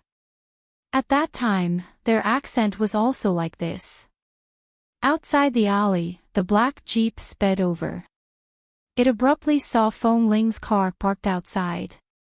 At the same time, it saw several cars parked near her car. There was another car parked near the alley. It seemed like the people inside had been blocked. Li Nanheng glanced at the direction of the alley and drove around it. Old rules. Due to the large number of updates, it will take a day to correct the mistakes in the saved manuscripts and the saved chapters. Tomorrow, I will stop updating for a day. See you the day after tomorrow. 2 consecutive days of updates should not be less than 80,000 words, starting to activate the warning of more sweet content. Haha, I love you guys. Seeking monthly votes. Chapter 1098. Fong Ling kicked the brawny man in front of her away, freeing her neck that was almost about to be broken from the other party's grip. She turned to avoid the other party's hand that was about to grab her again. However, 3 people still came to attack her. In the narrow space of this alley, there was no place for her to hide. Both the electric baton and the long knife were too threatening. The fight did not stop. Both of her arms had been injured. Although it was not serious, there was blood dripping down her arms. When one of the men cursed because she had kicked his manhood, Gu Shizhou's eyes sharpened and she kicked him to the ground with a roundhouse kick. As he cursed and stood up, she was about to fight the other man with the stun baton, but the stun baton in his hand had already been switched on, and the sound of electric current could be heard in the air. With the intensity of the electric shock, if she was really electrocuted, half of her body would probably be numb for 2 days. In the confrontation, the man who had just been kicked down raised a knife and slashed down at her head. Feng Ling nimbly raised her head and grabbed his wrist. With a sharp twist, she heard the sound of his wrist dislocating. The foreign man who was much taller than her immediately screamed in pain. Feng Ling expressionlessly raised her foot and kicked him. "What are you doing?" Feng Ling asked. However, at this moment, another person got up, raised the electric baton, and stabbed it hard into her waist. Feng Ling immediately felt pain in half of her body. Even though she suddenly turned around to dodge and was about to fight back, her movements were still a little slow because of the electric shock. The man took the opportunity to kick her in the stomach. She bent down to avoid it, but the man suddenly grabbed her hair. All kinds of curses rang in her ears, and Feng Ling's scalp ached from being pulled. No matter how much strength she had used up a lot of her strength. She was trying to think of a way to retreat from this man's hand when she suddenly noticed a figure appearing at the entrance of the alley from the corner of her eye. Jin Wan. Why did she come here alone instead of staying in T University? However, when she saw Jin Wan clearly, she saw that Jin Wan was holding a baseball bat that she didn't know where she got it from. She had long known that Mrs. Mo, who was weak, had a courage that even Feng Ling couldn't understand. Feng Ling didn't think about it anymore. She had to end it now. Feng Ling suddenly smiled at the 3 strong men in front of her. The corners of her mouth were stained with blood. In the dim alley, her smile was a little cold and cruel. When Feng Ling successfully attracted all the attention of the 2 men, suddenly, there were 3 bangs in the air. The 3 men were hit by a baseball bat on the back of their heads. Before they had time to turn their heads, they were knocked to the ground by the baseball bat. Before they could stand firmly, Feng Ling took the opportunity to stand up, subdued them, pressed them to the ground, and completely imprisoned them. "Thank you." After subduing the 3 men, Feng Ling ignored the blood on her body and turned her head to look at Jin Wan, who was holding a baseball bat in her hand. Seeing that she was injured, Jin Wan quickly stepped forward and checked the wounds and blood on her body with concern. Seeing that Feng Ling's cheeks seemed to be scratched, her neck was bruised, and the corners of her mouth were stained with blood, Jin Wan reached out to take her arm. "How are you? Are you seriously injured?" "I'm fine. It's just a minor injury."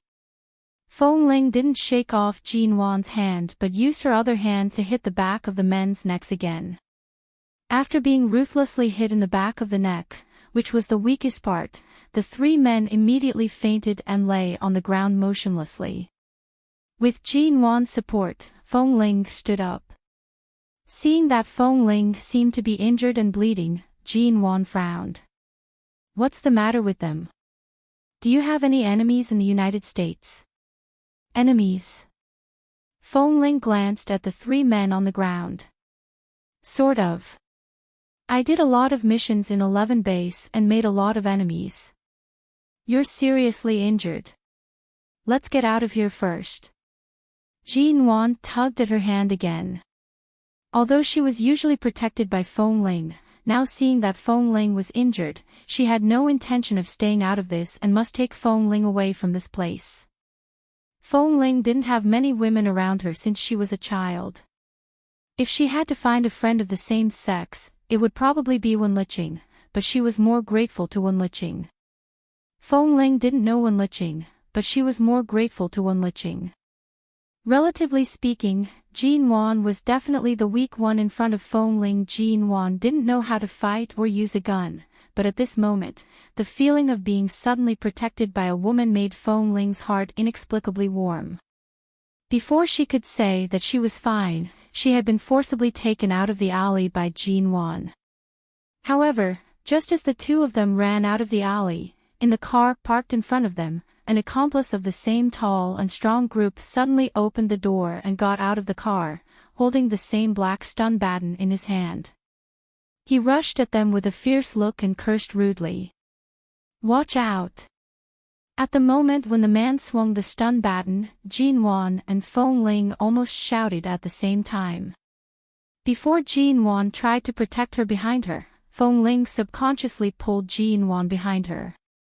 She didn't forget that she was Jean Wan's bodyguard and couldn't let Jean Wan suffer any harm because of her, but the pain in her arm couldn't be ignored. The pain and numbness from the electric shock were still there. She wanted to beat the man back, but her movements were still 2 or 3 seconds slower than usual. In these 2 or 3 seconds, the man successfully grasped the timing and was about to reach out his other hand to restrain her.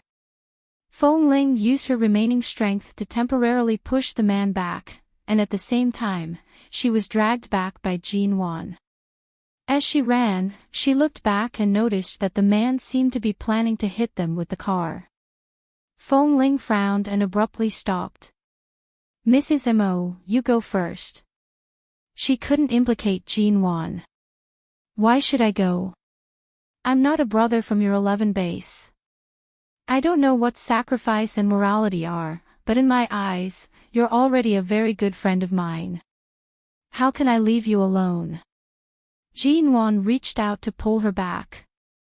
"Run first. There's an alley ahead. His car can't drive in. We'll think of a way after we get in." Seeing Jean Wan's insistence, Feng Ling ran a few steps and felt that it would take at least a few days for her body to recover from the electric shock. Right now, she couldn't run as fast as usual. Today's update will show a new chapter every 1 or 2 minutes. Today, there are a total of 30 chapters, 60,000 words, and tomorrow, there will be 10 chapters, 20,000 words. It will be slowly refreshed chapter by chapter. Babies waiting for more chapters, please be patient.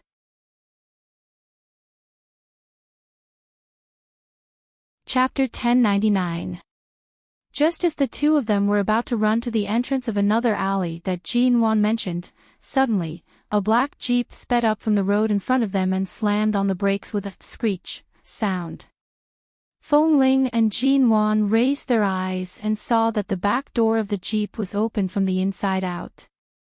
The man in the driver's seat glanced at the blood on Feng Ling's body and said coldly, "Get in the car." As soon as she saw that the person in the car was Li Nanheng, Feng Ling froze, but Jean Wan quickly helped Feng Ling, who had been injured, into the car. When Feng Ling sat firmly in the car, she looked back and saw that Jean Wan hadn't gotten in the car yet, so she reached out to pull her. "Mrs. Mo, come on." Then the sound of the car outside was cut off, and the tense atmosphere in the air finally relaxed. Because the person who suddenly appeared here was Li Nanheng and the driver was Li Nanheng, Feng Ling knew that no matter what, she wouldn't die today. Jean Wan sat by Feng Ling's side and pulled her sleeve. "You're bleeding a lot. Do you want to go to the hospital to stop the bleeding or go somewhere else?" Just as the two of them sat in the back of the car and talked, Li Nanheng didn't look at them but just looked coldly at the car that dared to chase them. His cold face was mixed with a hint of cold killing intent, and he suddenly swerved the jeep beautifully outside the alley. The car was going to hit them, but it was caught off guard and slammed heavily into the wall of the alley, making a loud crash. Li Nanheng reversed the car again, turned the car around, and crashed into the car that was stuck against the wall. Feng Ling and Jean Wan only felt the force of the collision in the car. When they turned their eyes, they saw that the car had been directly hit into the entrance of the alley by the jeep. The car was stuck there, unable to get in or out. At the same time, the gas tank of the car had leaked, and gasoline was dripping down. If someone threw a cigarette but here at this time, the people in the car would never have a chance to survive, because when the car was hit, it was stuck in the alley. The doors on both sides were tightly stuck to the wall.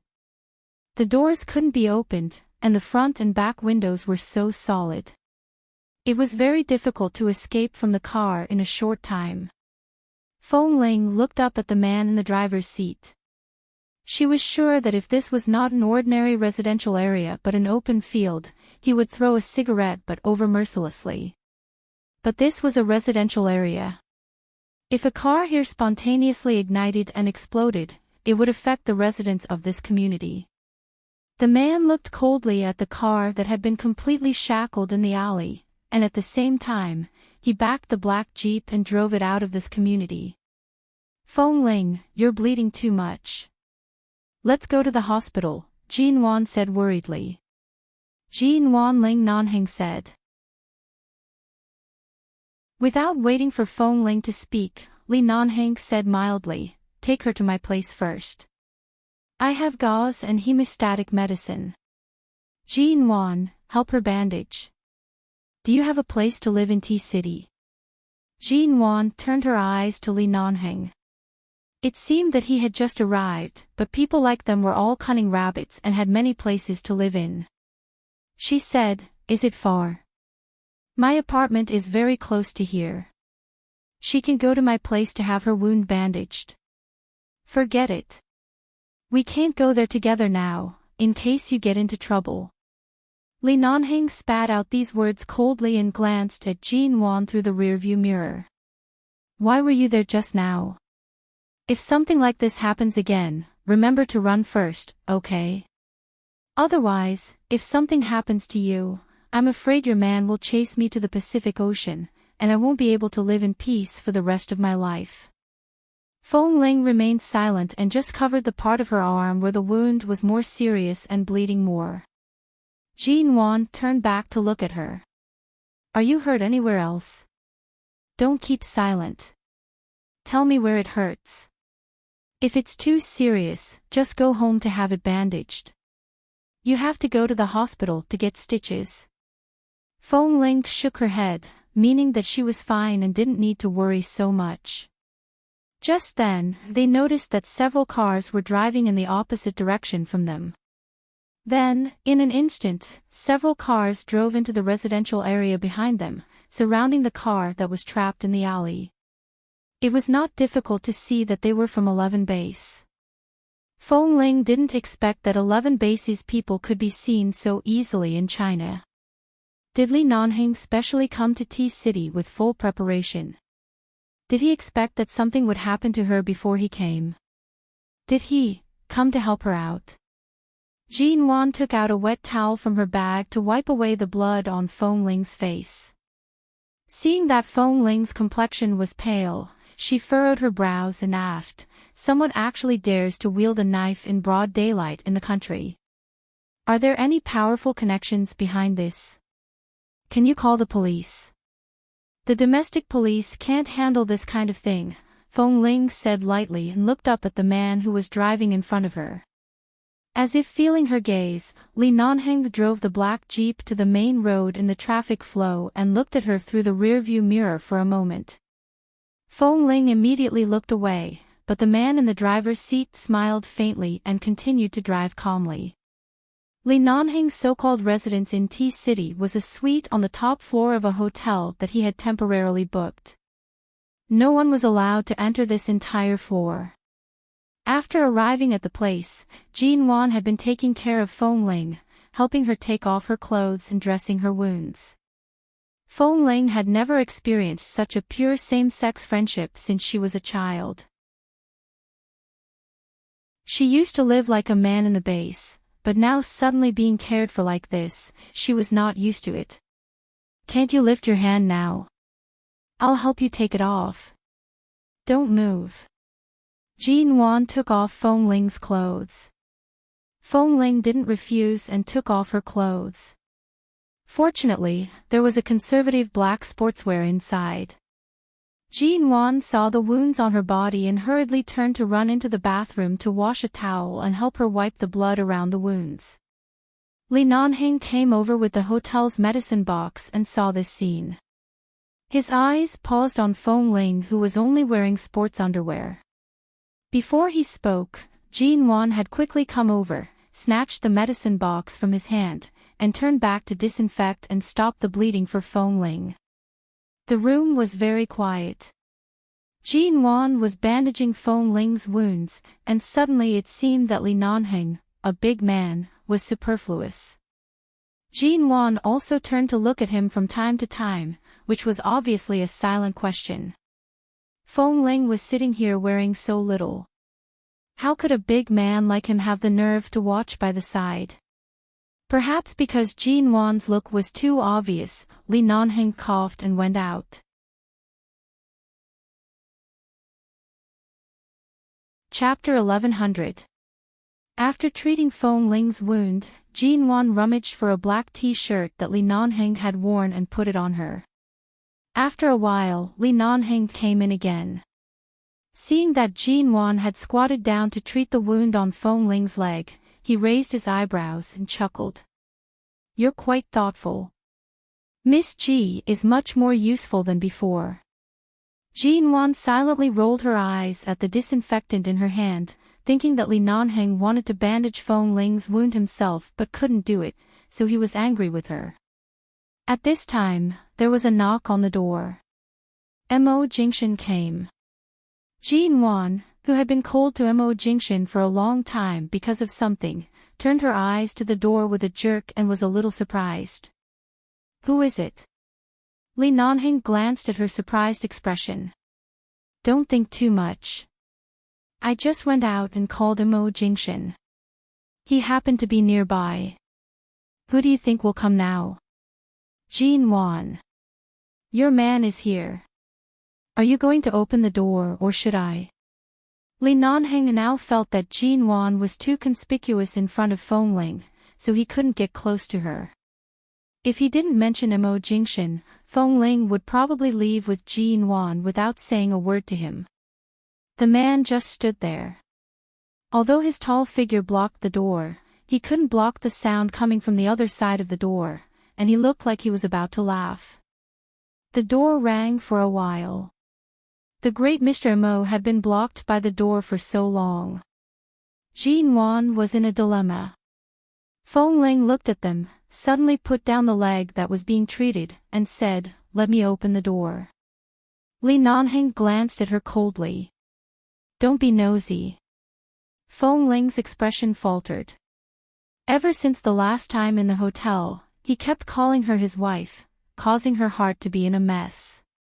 Those emotions that she couldn't control made her instinctively want to avoid him. However, she didn't need to avoid him. He never appeared again. Now he suddenly appeared here. Feng Ling didn't say anything but pretended not to hear him and turned to Jin Wan. "Mr. Mo must have come to see you. Go open the door. The wound on my leg is not serious. I can do it myself." Jin Wan wiped her hands and got up to open the door. While Jin Wan was busy dealing with Mo Jingshan, Li Nanheng stood in the room and looked at Feng Ling, who was trying to apply medicine on her own. He walked over, picked up the anti-inflammatory and hemostatic ointment in front of her, lowered his body, bent over, and applied the ointment evenly on the wounds on her legs that were not serious but not too light. Because the man's fingertips were stained with ointment and touched her wound, the pain that she had been enduring just now seemed to be piercing her heart. She sat there silently and didn't move, just looking at her leg. "You've been injured a lot since you were a child. Why can't you remember that when the enemy has a weapon and you don't have a weapon, you should be good at using everything you can to resist, instead of your own arms and legs? You're made of flesh and blood. How can you resist those knives and guns?" Li Nanheng said like a worrisome elder as he helped her apply the ointment. Perhaps it was because the man only mentioned how she should block other people's weapons. Feng Ling's voice was slightly hoarse as she said, "It's easy for you to say." At that time, there wasn't even a stone on the ground in the alley. There were walls on both sides. What could I use to block? Li Nanheng raised his head. He held the ointment in one hand and placed the other on her leg. I've taught you how to untie belts so many times. Those people just now all have belts on them. Don't you know how to pull off their belts and beat them? Feng Ling, what? Wasn't he the one who forcefully pressed down on her hand to undo his belt? How could she think of such a way at that time? At this time, Mo Jingshan had come in, but he clearly had more important things to talk about with Mrs. Mo. He glanced at her wound, made sure that it was only a skin wound and not serious, and turned to go next door. Jin Wan was about to walk to Feng Ling when Feng Ling turned to say, speaking of which, if Mrs. Mo hadn't helped me today, I wouldn't have been able to escape so smoothly. She actually said this to Mr. Mo next door. They had been in a cold war recently, and now Jin Wan was almost in trouble because of her. If she didn't quickly help Jin Wan out, Mr. Mo's eyes would probably be sharp enough to kill her. Jin Wan simply avoided all of them and went into the kitchen to find water to drink. Li Nanheng glanced expressionlessly at the kitchen and then at Feng Ling. Is that so? Then as a bodyguard, you're going to lose your job, right? Do you want to go back to America with me, back to the base? Feng Ling, no. Li Nanheng's cold brows moved. Before he spoke, Jin Wan, who had a strong sense of presence today, came out of the kitchen to pour water for Feng Ling and fed it to her. At the same time, she said, yes, I'm not going back. Feng Ling is fine by my side. Why go back to the base in America? What's so good about being with a group of men and suffering? And even if I don't completely need a bodyguard, I still need a good sister by my side. Don't you think so, Feng Ling? Perhaps Jin Wan's soft and tough character was really infected by Feng Ling, who was usually as hard as a rock. Feng Ling looked at Jin Wan and smiled. Seeing Feng Ling smile at Jin Wan, Li Nanheng's heart skipped a beat. It seemed that after being with Jin Wan for a long time, Feng Ling had gained a lot of feelings that she had never had before, such as patience and gentleness. Does it hurt? Jin Wan saw a red and swollen area around Feng Ling's ankle and bent down to touch it. No, Feng Ling answered with a smile. At this time, Mo Jingshan came out from next door. Watching the two of them acting like sisters, the two men who were completely ignored exchanged a silent look. Not long after, Jin Wan was still led into the kitchen by Mo Jingshan, and the kitchen door was abruptly closed.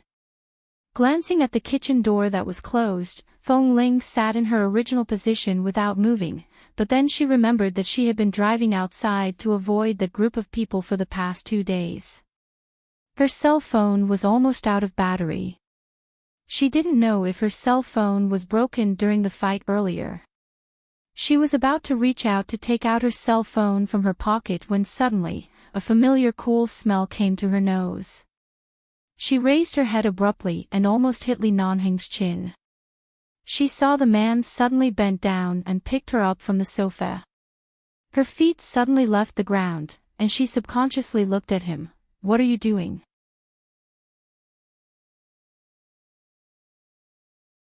Chapter 1101. As she spoke, Feng Ling carefully moved her head back to avoid pressing against his chin, which would be too intimate.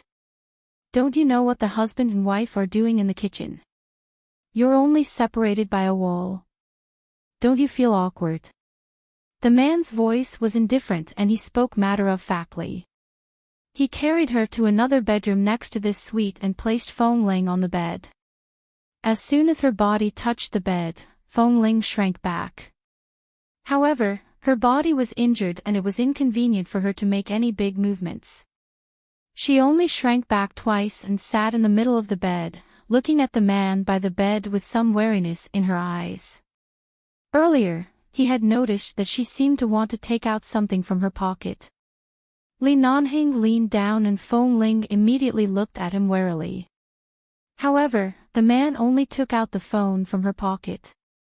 She saw that this phone was still a model from 2 or 3 years ago. It was a waterproof tablet phone. It was black, unlike the pink and white models that young girls like to buy nowadays. To Fong Ling, a phone was only used for communication. Except for her short hair, she was a girl from head to toe, but she really did not have a girl's heart at all. Playing with the phone that was about to run out of battery, Li Nanheng glanced at her again. Fong Ling raised her hand to take the phone, but the man raised his hand slightly. I'll help you charge it. Be good and rest here. You can't move around with your injuries. I didn't bring a charger, there will be one at the hotel front desk. I'll ask them to send it over according to your phone model. As Li Nanheng spoke, he took her cell phone out of the bedroom. Within 10 minutes, he brought in a charging cable that could charge her cell phone and charged it on the socket beside her bed. Fong Ling did not speak. She glanced at her phone and then at the quilt by the side. Li Nanheng understood and reached out to cover her with the quilt. As she was sitting against the headboard, the quilt could only cover her lower abdomen, and her upper body was still outside. The man sat by the bed and looked at the little woman who was wearing his clothes again after such a long time.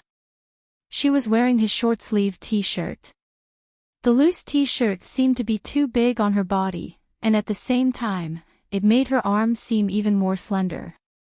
However, her fair and slender arms were covered with wounds of varying depths and were red and swollen.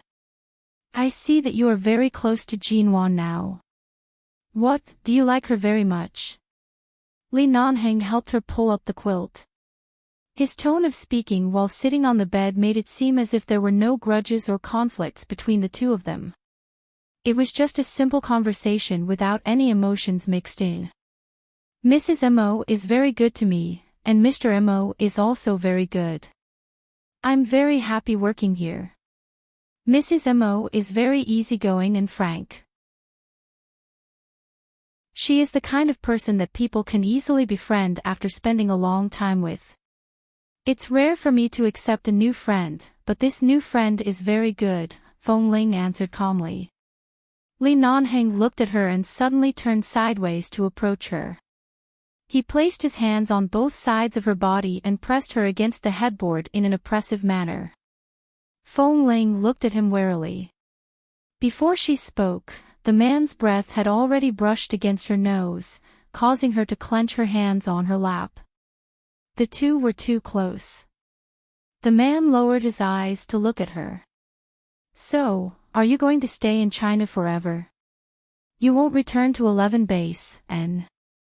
Looking at the man's incomparably handsome face that was magnified in front of her due to the close distance, Fong Ling did not even blink and directly said, I cherish my current job very much.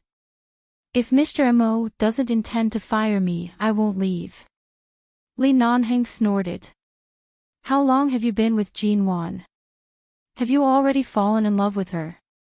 As long as they don't let you go, you won't leave. If King treated you with sincerity and kindness for so many years, and in the end, how did you treat me? You have a conscience to them, but why can't you have a conscience to me? Fong Ling's expression didn't change. You have a wife. If my heart is not good enough, I will do something out of line. Boss Li, you'd better put your heart and mind on your wife. There's no need to provoke me. Li Nanheng immediately raised his eyebrows and sneered. Jealous? Fong Ling put on a straight face and looked at him coldly. You think too much.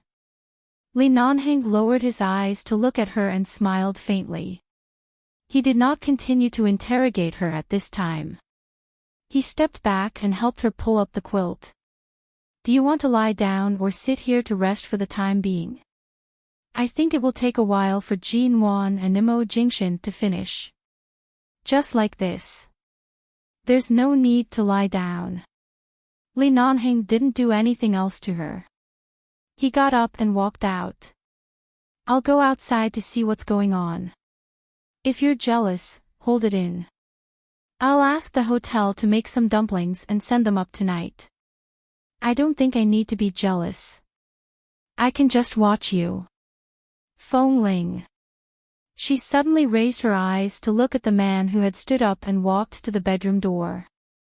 Seeing that he had closed the door and left, she suddenly grabbed the pillow behind her, ignored the pain of the wound on her arm, and threw the pillow over. Originally, it should have hit the door. Anyway, the pillow was so soft that it couldn't make any sound.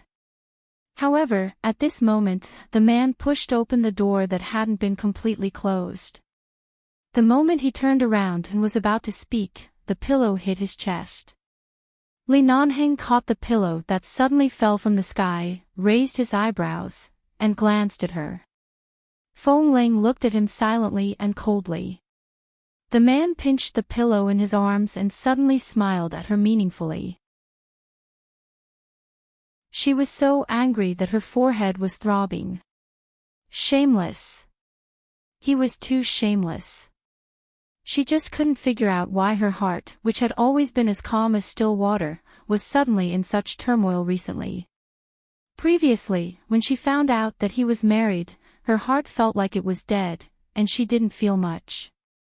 However, ever since he pressed her into his arms and kept calling her his wife, she had been on tenterhooks. Her heart hadn't been able to calm down. Now that she saw him, she wished that what she had thrown at him was not just a pillow but a grenade. Blow up this scumbag of a beast. Li Nanheng smiled and threw the pillow back to her, which landed by Feng Ling's bed. Feng Ling ignored the pillow and retracted her gaze. She planned to close her eyes and lean against the headboard to rest for a while. However, she suddenly heard the man in front of the door say with a faint smile, "Are you hungry? Do you want me to get you a plate of dumplings now?" Feng Ling abruptly grabbed the pillow that had just been thrown back.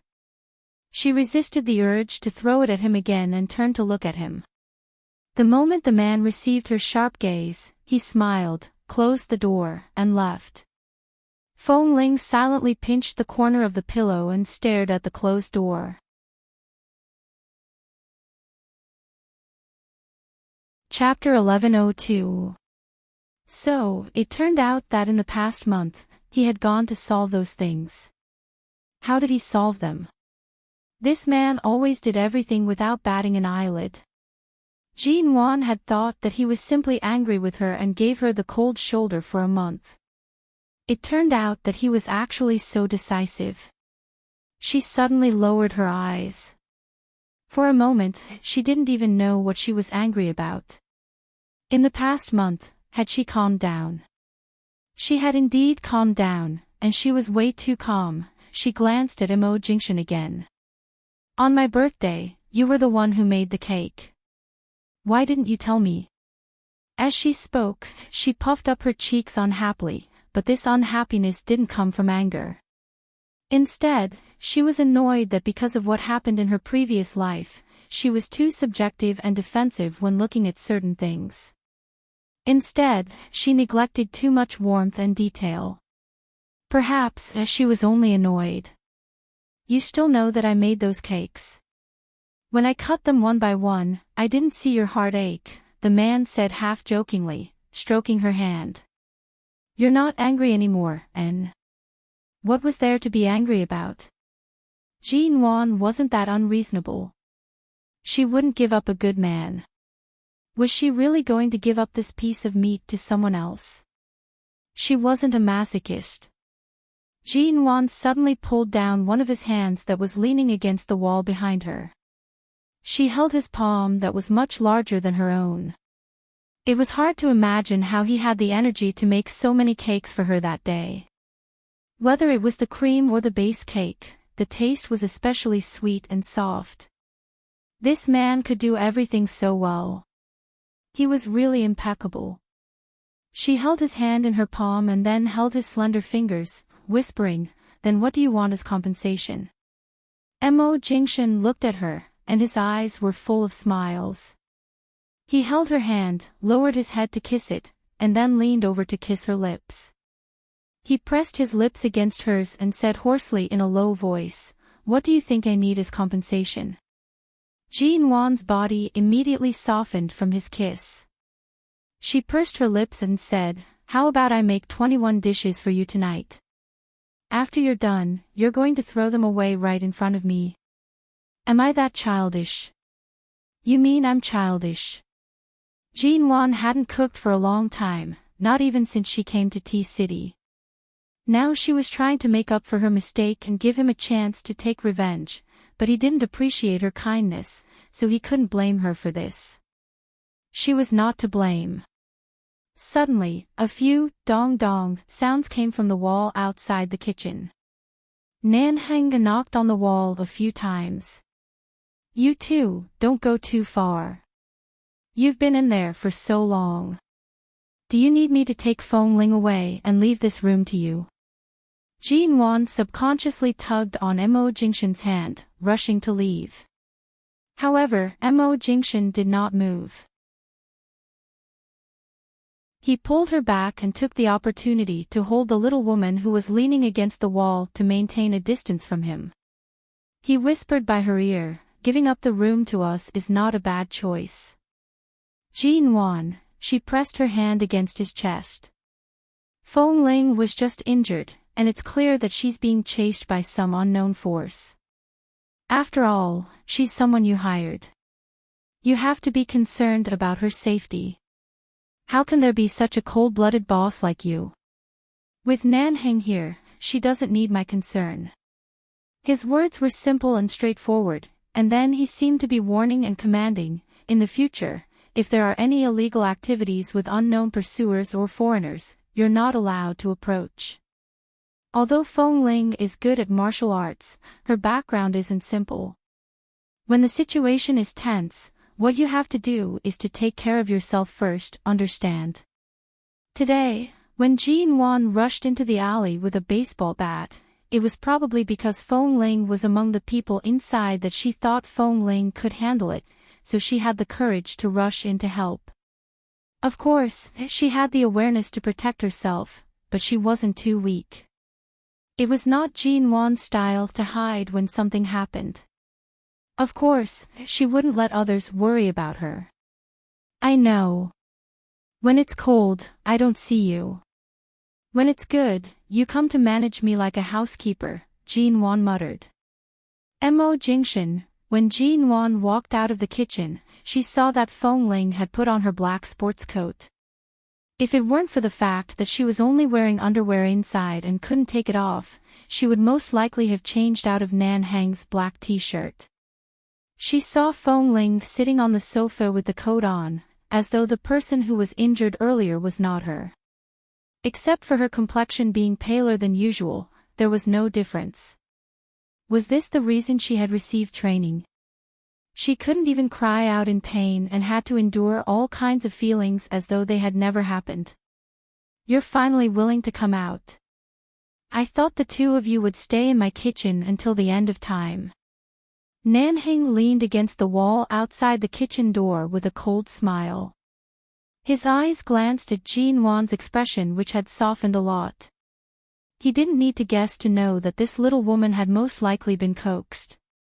Mo Jingshan placed his hand on Jean-Wan's waist, encircling the little woman who was about to head to the sofa in his arms to stop her from running away. He glanced at Feng Ling and the medicine box by her feet, and then his gaze fell on Nanheng. They went around in such a big circle.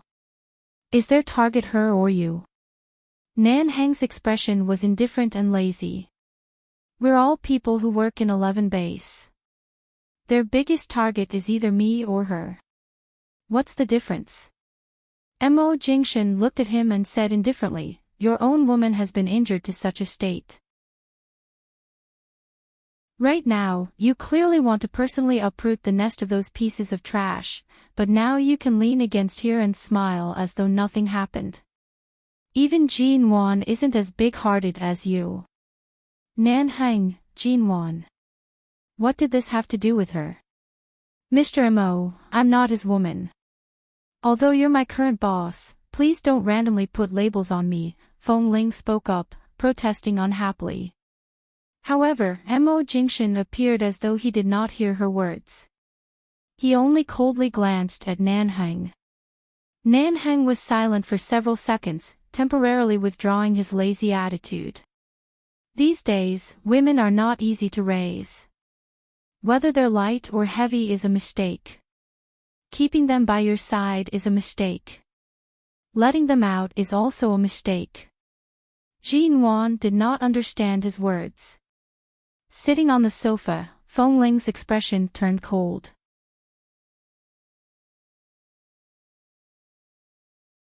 Chapter 1103. After hanging up the phone, Li Nanheng opened the door and went to the bedroom. Feng Ling had already woken up. What do you want to eat? Li Nanheng turned on the bedroom light. Feng Ling slowly sat up on the bed and turned to look at the sky outside the window. What time is it? 4:00 in the afternoon. You haven't eaten anything since noon. Your current boss, Missouri Jingshan, said that you should have a good rest here and don't have to accompany Jean. Feng Ling raised her hand to take the cell phone, but it was difficult for her to do so because of the injury on her arm. Li Nanheng came over to take the cell phone for her and handed it to her. She took a look at it and found that it was really past 4:00. What do you want to eat? The man asked patiently. There's nothing delicious. Feng Ling was not very comfortable because of her injury. It was uncomfortable to move even a little, but she didn't want to lie in bed all the time. She slowly moved her body to get out of bed. Li Nanheng knew that she didn't like to lie all the time, so he reached out to help her. Come on, slow down. The man's gentle and patient voice made Feng Ling turn to look at him.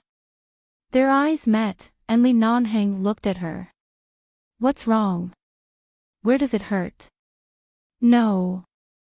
Feng Ling didn't say much. She walked out of the bedroom, sat down in the living room of this suite, and then looked around. There were several other rooms here.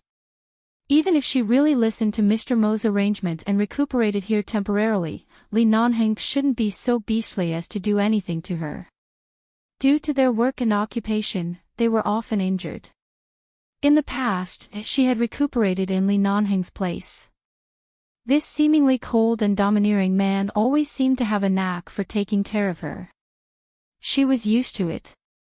She glanced at the injury on her arm and asked, when should I change the dressing? At 8:00, simply scrub and change the dressing. After that, lie down and sleep. Li Nanheng casually threw the medicine box on the coffee table. Feng Ling saw that there were several kinds of good wound medicine in the medicine box.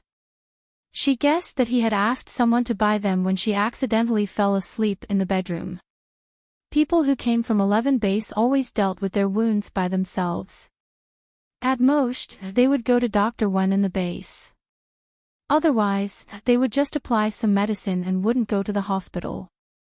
Everyone was very good at bandaging.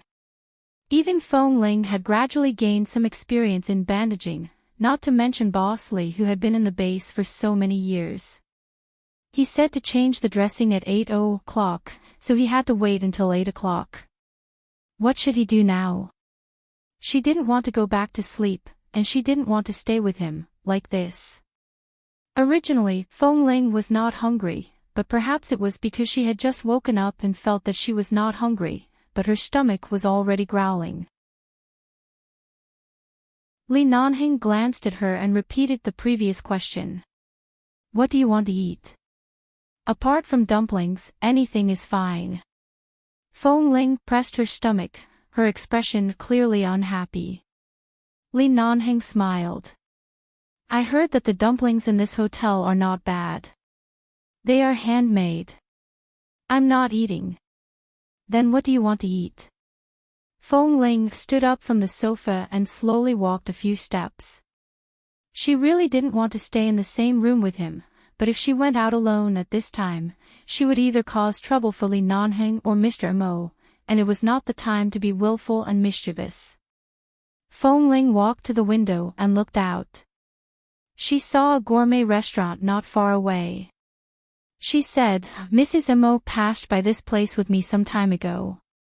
We ate at this gourmet restaurant. There's a noodle shop here that serves pretty good rice noodles. You like to eat rice noodles? I didn't eat it in the United States before.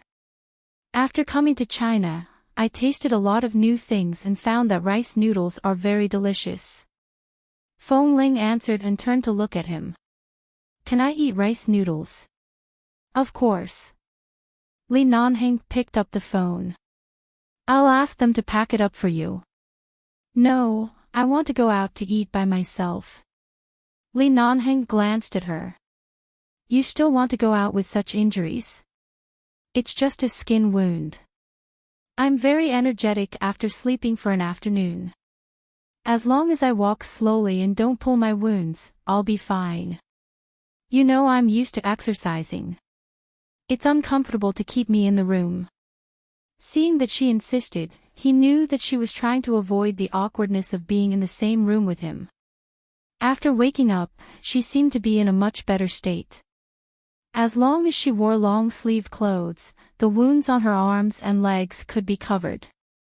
Except for her slightly pale face, there was nothing unusual. Li Nanheng urged someone to send the clothes he had arranged for someone to buy for her. He asked Feng Ling to go back to the room to change and took her out. Feng Ling's legs still hurt when she walked, but it didn't affect her. When they walked into the elevator, Li Nanheng looked down at the little woman who was leaning against the wall of the elevator with a pale face. Didn't you say it doesn't hurt? Didn't you say you can endure it? It's not too late to ask someone to pack it up and send it up. No need. He was as stubborn as ever for 8 years. Li Nanheng resisted the urge to rub her hair, put his hand in his trouser pocket, and sighed helplessly and indulgently. If he touched her at this time, even if it was just a strand of her hair, she would probably explode in anger. In the past, he felt uncomfortable because she was always suppressing her emotions and being too calm, but now he finally knew how to provoke her. She was indeed aroused by the slightest provocation. If he wanted to coexist peacefully and lure her heart back, he still needed some countermeasures. Although T-City was about to enter winter and the weather was very cold, it was like a city that never slept. It was nearly 5:00 in the evening and the wind was very strong.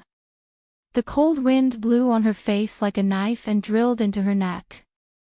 The coat Li Nanheng asked someone to buy for her was warm, but the person in charge of buying the clothes forgot to buy a scarf.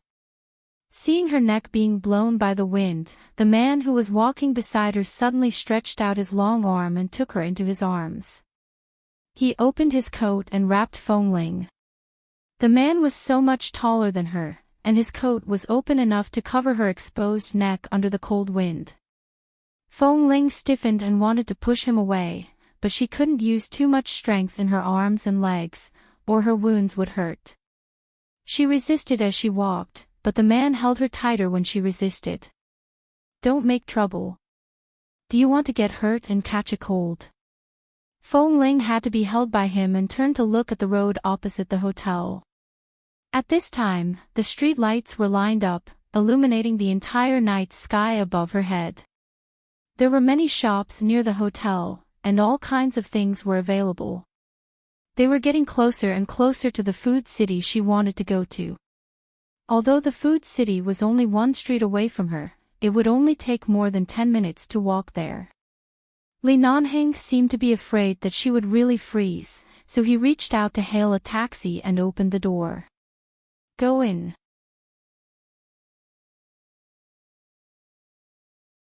Chapter 1104.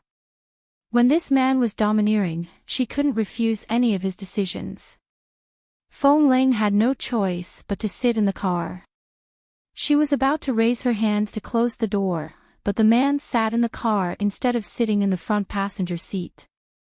Feng Ling wanted to ask him why he didn't sit in the front, but when the words came to her mouth, she felt that it seemed to be too cumbersome and nonsense, so she simply didn't say it.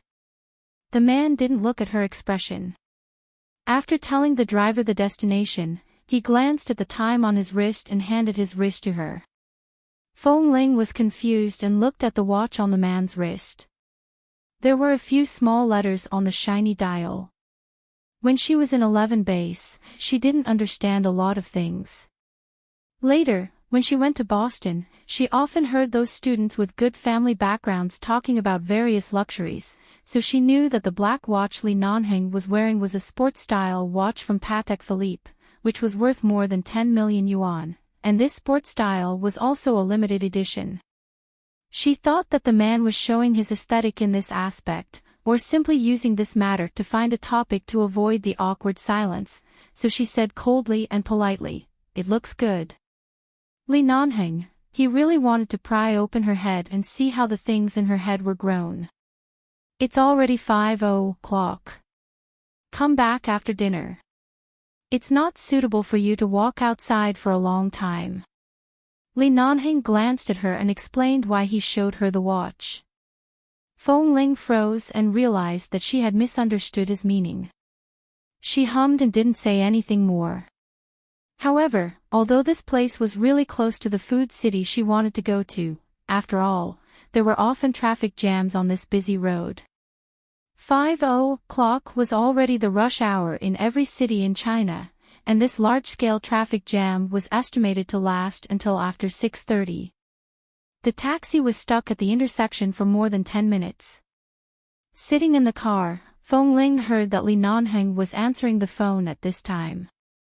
Although he was in T-City, he had a lot of things to do in the United States and often received calls from there.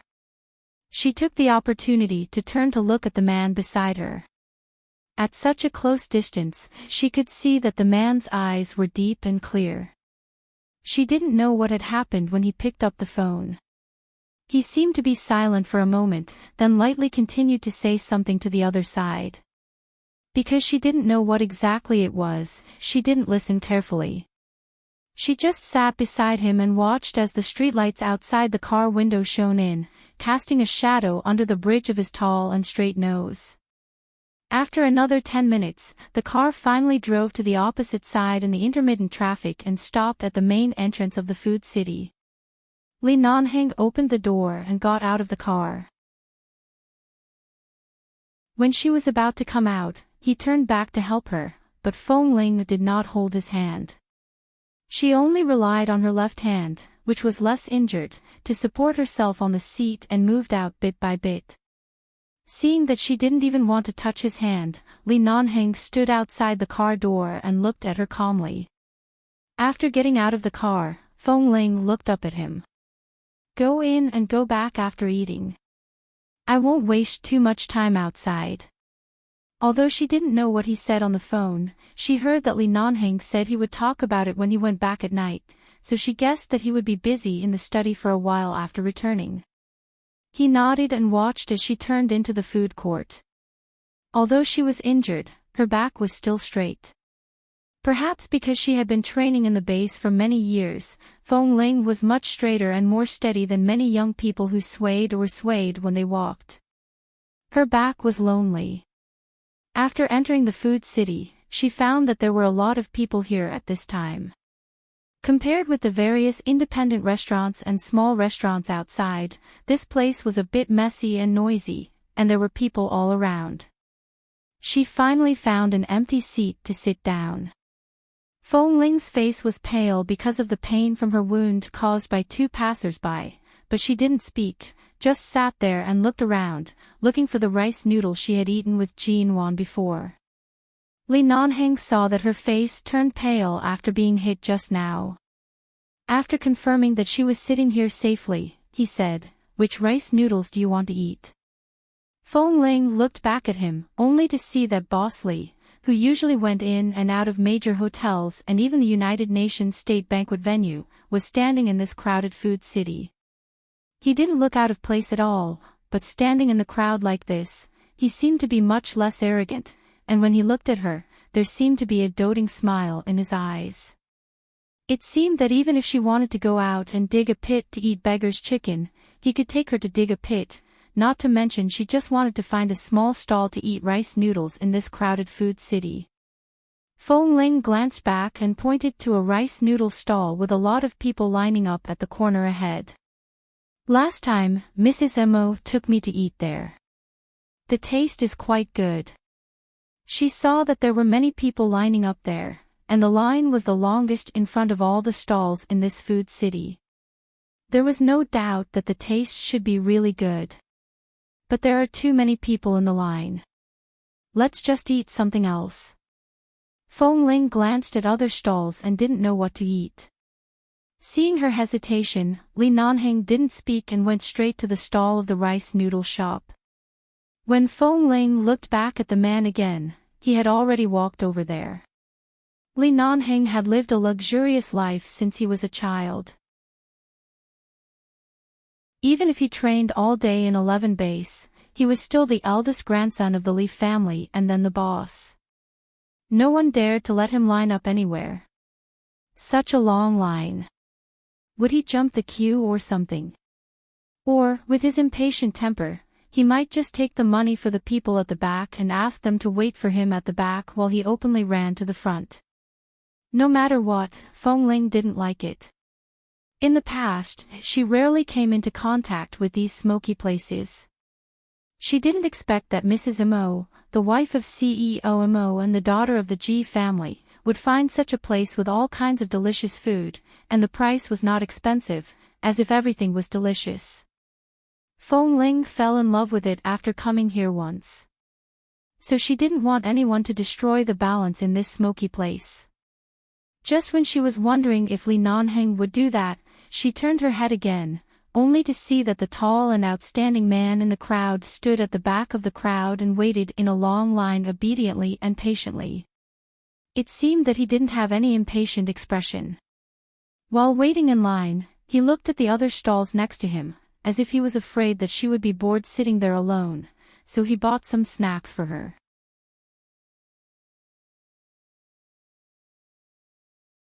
Chapter 1105. Feng Ling continued to sit at this table without moving, and Li Nanheng was still queuing up.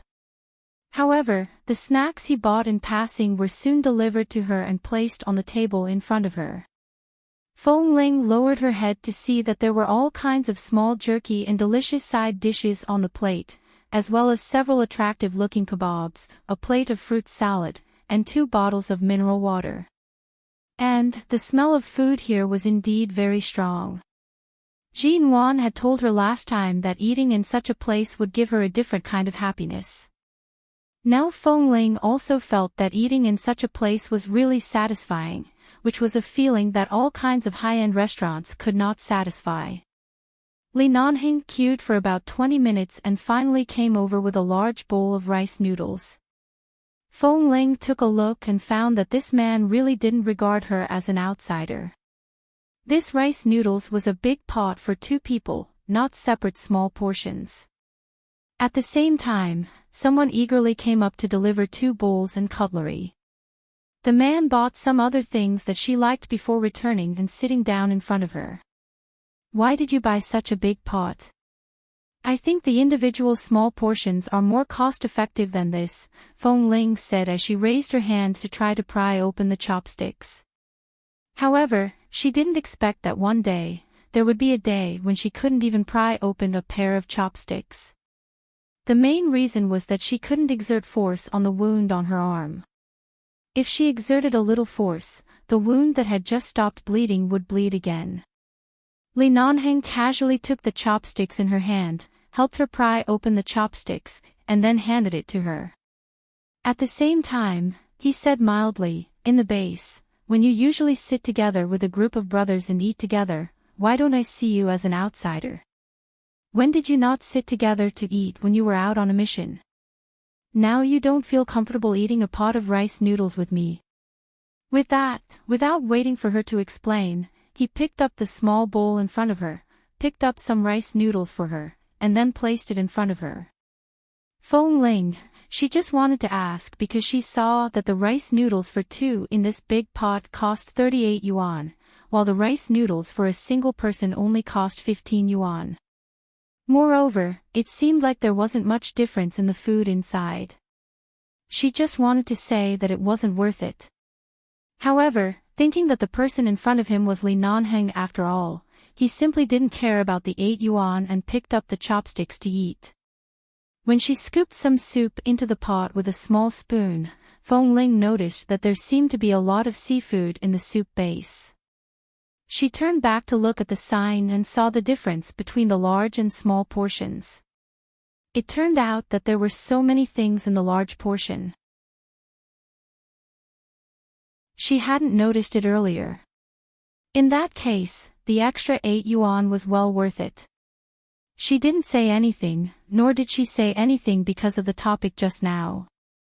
She just silently picked up the seafood in the soup base one by one into the bowl in front of her. Seeing her eating silently, Li Nanqing asked mildly with a smile, "Didn't you think it's not worth it? Miss Feng, who is so calculative over 8 yuan, did you find something good in the soup?" Feng Ling.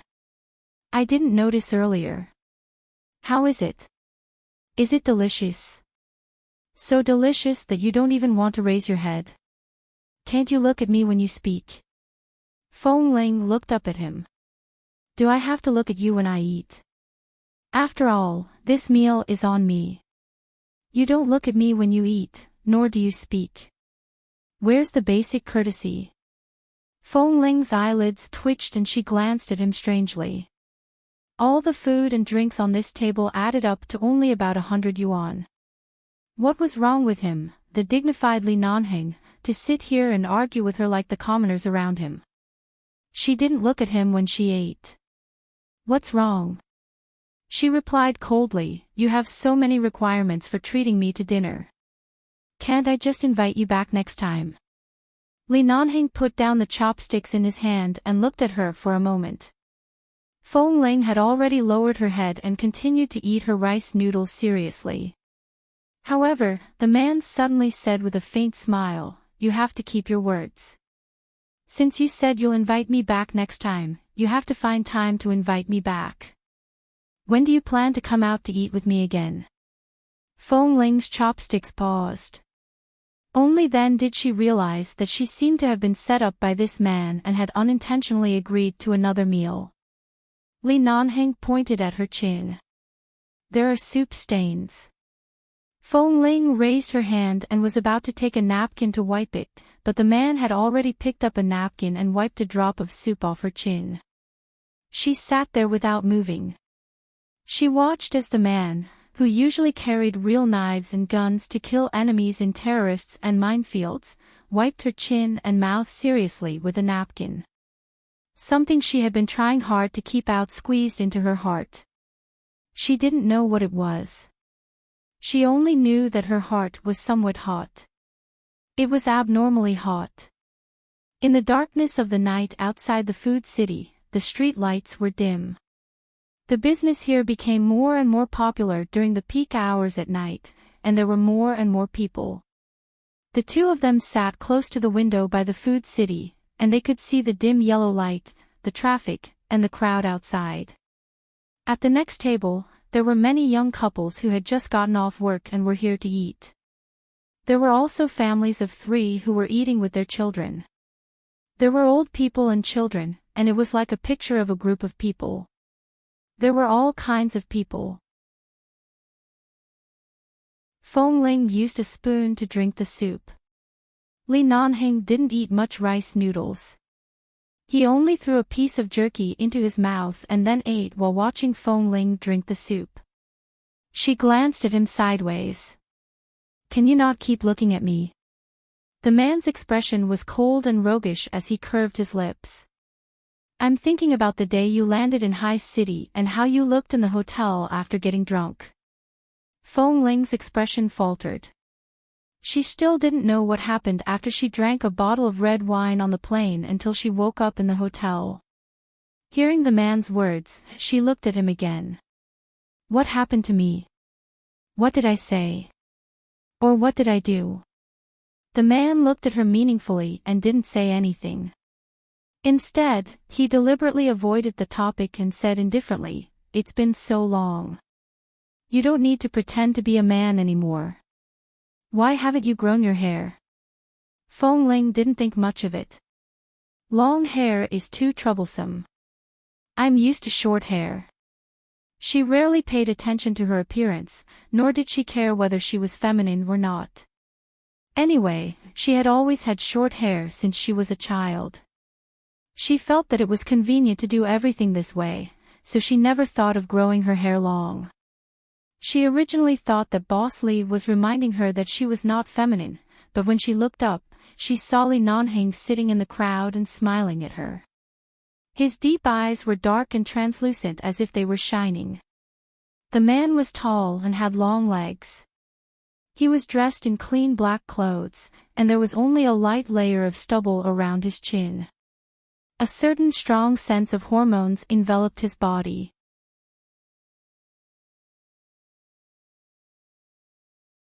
Chapter 1106. There were too many people coming and going, and they walked fast, bringing up a gust of wind. The man's hair swayed slightly, like the trees swaying silently in the dark night, or like the cold snow falling when the mountain on Roger's Pass shook, making her heart tremble inexplicably. It's good that you don't grow it. I'm used to seeing short hair. If you grow long hair one day, I'm afraid I won't even know where to put my hands. This man's words were ambiguous. Did he mean that he didn't know where to put his hands or didn't know where to put his hands? This pot of rice noodles was really too much. Lee Nanheng was really not interested in this kind of food that girls like to eat. After accompanying her to eat a little, he got up and went out to buy something. Feng Ling focused on drinking the soup and ignored him. After a while, Lee Nanheng came back with something. She looked up at him. What did you buy? He didn't say but just threw the bag to her. Go back and have a look. Feng Ling saw that there was a rectangular box in the bag. She didn't know what it was, but judging from the man's dusty appearance, it seemed that he had specially bought it. What could it be? However, when the man came back, he saw that she hadn't finished eating. It was probably too cold outside. He brought over a clean bowl and sat opposite her, eating the rice noodles and drinking the soup slowly. From time to time, he picked up a handful of rice noodles and swung it in the air. It seemed that he was in a good mood. Feng Ling asked him, "How long will you stay in Tea City this time? Don't you need to go back to the US?" Lee Nanheng replied, "You are surrounded. How can I go back?" Feng Ling bit the rice noodles in her mouth. "How many days will it take to get rid of these people?" "Within 2 days." With Lee Nanheng's swift and decisive style of handling matters, it was indeed possible to solve the problem within 2 days. After dinner, Feng Ling ate too much and really didn't want to take the car back, so Lee Nanheng accompanied her to walk back in the early winter night of Tea City. When passing by the hotel, Feng Ling hesitated. Lee Nanheng seemed to know what she was thinking. On the way back, because she had eaten the rice noodles, she felt a little hot all over, so he didn't hug her again, but at this moment, he suddenly took her into his arms and walked into the main entrance of the hotel, saying, "At this time, whether you go to Jin Wan's place or Wen Liqing's place, you will only get yourself into trouble. The only person you can trouble is me, and the only person who can help you deal with those people is me. Why are you so ungrateful? Don't you know that the most important thing now is to hug my thigh tightly?" Feng Ling, she glanced down at his thighs meaningfully. Being glanced at by the woman meaningfully, although she just looked at his thighs, Lee Nanheng found that he was shamefully stiff. He squinted at her. "What are you looking at?" "I'm looking at Boss Lee's thighs. There are too many people who want to hug your thighs. I'm afraid I can't hug all of them even if I break my head," Feng Ling said as she walked to the elevator and tried to withdraw from his arms. However, the man held her tightly, lowered his head to her forehead, and said hoarsely, "It depends on whether you want to hug me or not. As long as you want to hug me, I can get rid of all the pendants on my legs and leave them to you, okay?" Then what about his wife? What about the little wife he was talking about? Feng Ling ignored him and just entered the elevator. She had eaten a lot of food outside and thought it hadn't been long, but when she came back, it was already past 7 o'clock. They had agreed to change the dressing at 8 o'clock. Feng Ling went to the bathroom to give herself a simple bath. There was really no way to wash, so she could only wipe. Li Nanheng came in several times with a smile and asked to help her wash, but Feng Ling drove him out expressionlessly, blocked him outside the bedroom door, and locked it from the inside. Although he knew that if he wanted to open the lock, he could easily open it.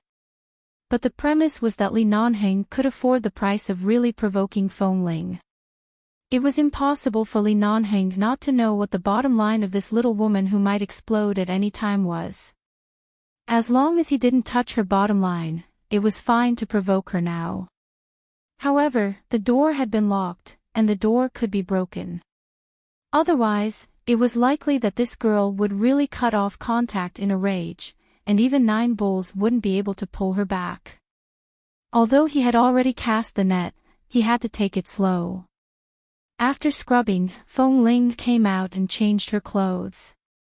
When she walked out of the bedroom, she saw that Li Nanheng had already prepared the new medicine he bought for her. She walked over, avoided the wounds on her body, and slowly sat down on the sofa. The man looked at her exposed arms and legs, as well as the wounds on her face and neck. The swelling had already subsided, but the scars were still there. He then looked at the bruises on her neck. In the afternoon, it wasn't particularly obvious, but now that it had just been scrubbed with hot water, it was particularly obvious. "Were you pinched by those bastards?" The man applied medicine on his hand as he looked down at her. Feng Ling saw that he was staring at her neck and raised her hand to touch the marks on her neck. Li Nanheng's gaze turned colder, and there was clearly a murderous glint in his eyes, but the murderous intent was definitely not directed at her. He raised her chin, put the ointment on her neck, and slowly applied the ointment on the marks. The ointment was cool and comfortable. Feng Ling saw that the man lowered his head to help her apply the ointment, and she was a little embarrassed, so she simply closed her eyes and let him apply the ointment. However, she didn't know that the girl who had just taken a shower had wet hair, and there were red marks all over her face and body as if she had been ravaged. Her fair skin appeared even more fair and transparent because of the water vapor from the shower. She raised her head slightly and closed her eyes in front of the man, looking as though she was waiting for him to kiss her hard. Li Nanheng suppressed the fire in his heart, looked at the bruises on her neck, and looked at her face as he applied the ointment. This way, he could see it clearly. Under the light, the shadows fell all over the floor, and also fell on her face. The girl's face was white and clean, so delicate that even the pores couldn't be seen. Her eyes were closed, and when her eyelashes trembled, they were like butterfly wings. He looked at her slightly pale lips and inexplicably thought of the white frost on Roger's mountain that seemed to be immune to the cold. That kind of frost would only grow in bitter cold places and would rot in slightly warm places. Even if it was moved to a home and carefully cared for, it would still not survive. That kind of frost was the only comfort in bitter cold. It was clean and transparent, but it grew on a cliff. People without some ability couldn't even touch it, let alone take a look at it.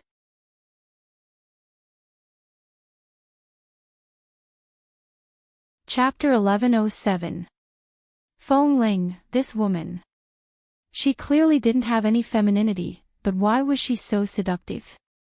She had a gentle and harmless face, but it was like frost on a cliff. She would rather suffer the cold wind and rain than be touched by anyone. He focused his mind, instructed her not to move, and continued to apply medicine to the wound on her arm. She had probably sweated a little when she was eating rice noodles outside. Earlier, when she was scrubbing, she had wiped the wound slightly. Right now, it looked a little red. The moment the medical cotton soaked with disinfectant rubbed the wound, she sucked in a breath of cold air in pain. Hiss. Feng Ling immediately opened her eyes. "Do you think I'm a woman? Why are you so heavy-handed?" Li Nanheng paused and smiled faintly. What about you? Do you think I'm your man? If there's a problem, you take it on yourself. If there's a problem, you run away. Didn't you immediately call me to come over? Feng Ling looked at him. The man was still in the posture of treating her wound with his head lowered. She found that right now, she really wanted to fight with him every few words. She didn't say a word and let him help her disinfect and change the dressing. As if to prove that she could really withstand it, even when the disinfectant rubbed against her wound, she didn't make a sound. In the end, her eyes simply fell on her own legs. In the end, the man applied medicine on her leg again. When he lifted her leg, Feng Ling said that she could just do it like this. There was no need to lift it up, but the man said that his feet were numb and sat on the sofa next to her. He let her turn sideways and place her leg on his thigh. This position, especially when her pants were rolled up and her white legs were placed on his lap. No matter how she looked at it, this scene was very shameful. However, the man was helping her apply medicine with a serious expression. Li Nanhing's hand stroked her leg, and he could not move his gaze away. No matter how Feng Ling looked at it, she felt that he was doing it on purpose. She wanted to pull her leg out, but the man seemed to inadvertently apply a cool ointment on her wound. She shivered from the pain and coldness. Once again, he naturally pressed her leg on his thigh and continued to stroke it. Feng Ling, in fact, for so many years, whether in 11 base or on missions, Feng Ling had suffered many injuries, but she had a unique advantage, that was, her wounds healed very quickly, and she didn't have a constitution of scars. Many injuries were no longer obvious under the wear of time, and she needed to be close to the skin to see some faint traces. The only scar on her body that had always been relatively obvious was the wound on her shoulder that he had made with the cross knife.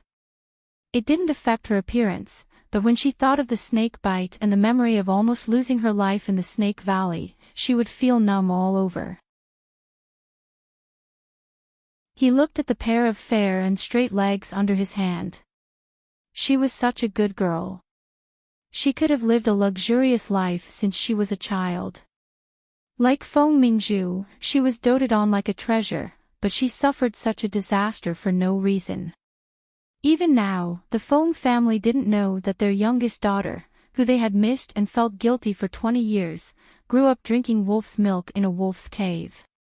In order to survive in this cruel world, she had to cut her hair short, pretend to be a boy, and live in 11 base. She had been pretending for many years. Her gender had been exposed. She could clearly live as a girl, but she had been used to that kind of life.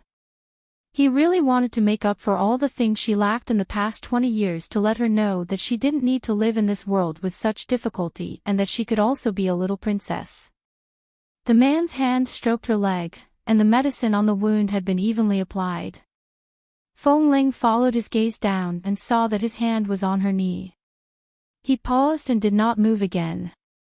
"Have you applied it?" she asked. Li Nanhing glanced at her at this time. "Do you have to live alone outside like this? Do you really not plan to find your family?" "No." Feng Ling answered straightforwardly. "Even if you return to your family and live a carefree life, you don't need to worry about anything in the future, and you can make up for all the things you have lost. You still don't want to find them?" "I don't want to."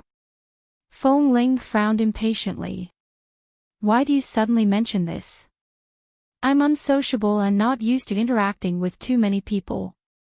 It's not like you don't know that if I really return to that so-called family one day, whether it's liked or hated by others, I don't know how to face it, and it's very likely that I'll even lose my freedom. I don't want that kind of life."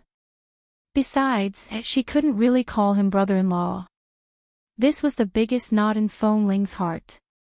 She didn't say it. She didn't know that she had already revealed such a big secret on the day she was drunk. She just retracted her leg from his thigh, turned around, and sat upright on the sofa. "I'll go to sleep after applying the medicine." Li Nanheng looked at her. When the little woman was about to get up, he abruptly held her wrist. The moment she looked back at him in pain because of the wound on her arm, the man's eyes immediately revealed a trace of apology. He let go of her arm, abruptly held her waist, and forced her back to the sofa, next to him. Feng Ling fell back onto the sofa and turned to look at him. "What are you doing?" Li Nanheng raised his hand and touched her slightly wet head, as though he was comforting her, but also as though he was comforting her. "A person like you is indeed not suitable to live in that kind of place, especially someone like you who often likes to be alone and quiet. Others say that you're cold and unsociable, but I think you're just cautious and don't want to expose your true emotions. You were able to grow up smoothly until today, and you haven't been excluded or killed by anyone. Firstly, God has found you all the luck you lacked in the past, and secondly, it's all because of your uncompetitive personality." Why did he suddenly say this to her? Feng Ling had never thought about going home. The pair of jade pendants was also hidden in her suitcase, and she never planned to show them to anyone for the rest of her life.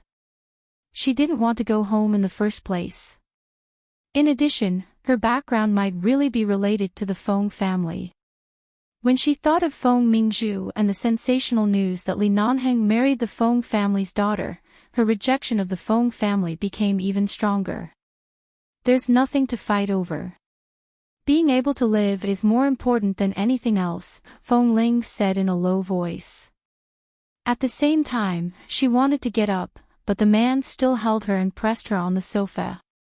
You're tuning into the LoveLore Library YouTube channel. We're so grateful for your support, and don't forget to subscribe to join us on this incredible journey through captivating stories. Your generosity through donations truly makes a world of difference, as it's the primary source of revenue that allows me to expand and enhance this channel for you. Thank you from the bottom of my heart for being a part of this adventure.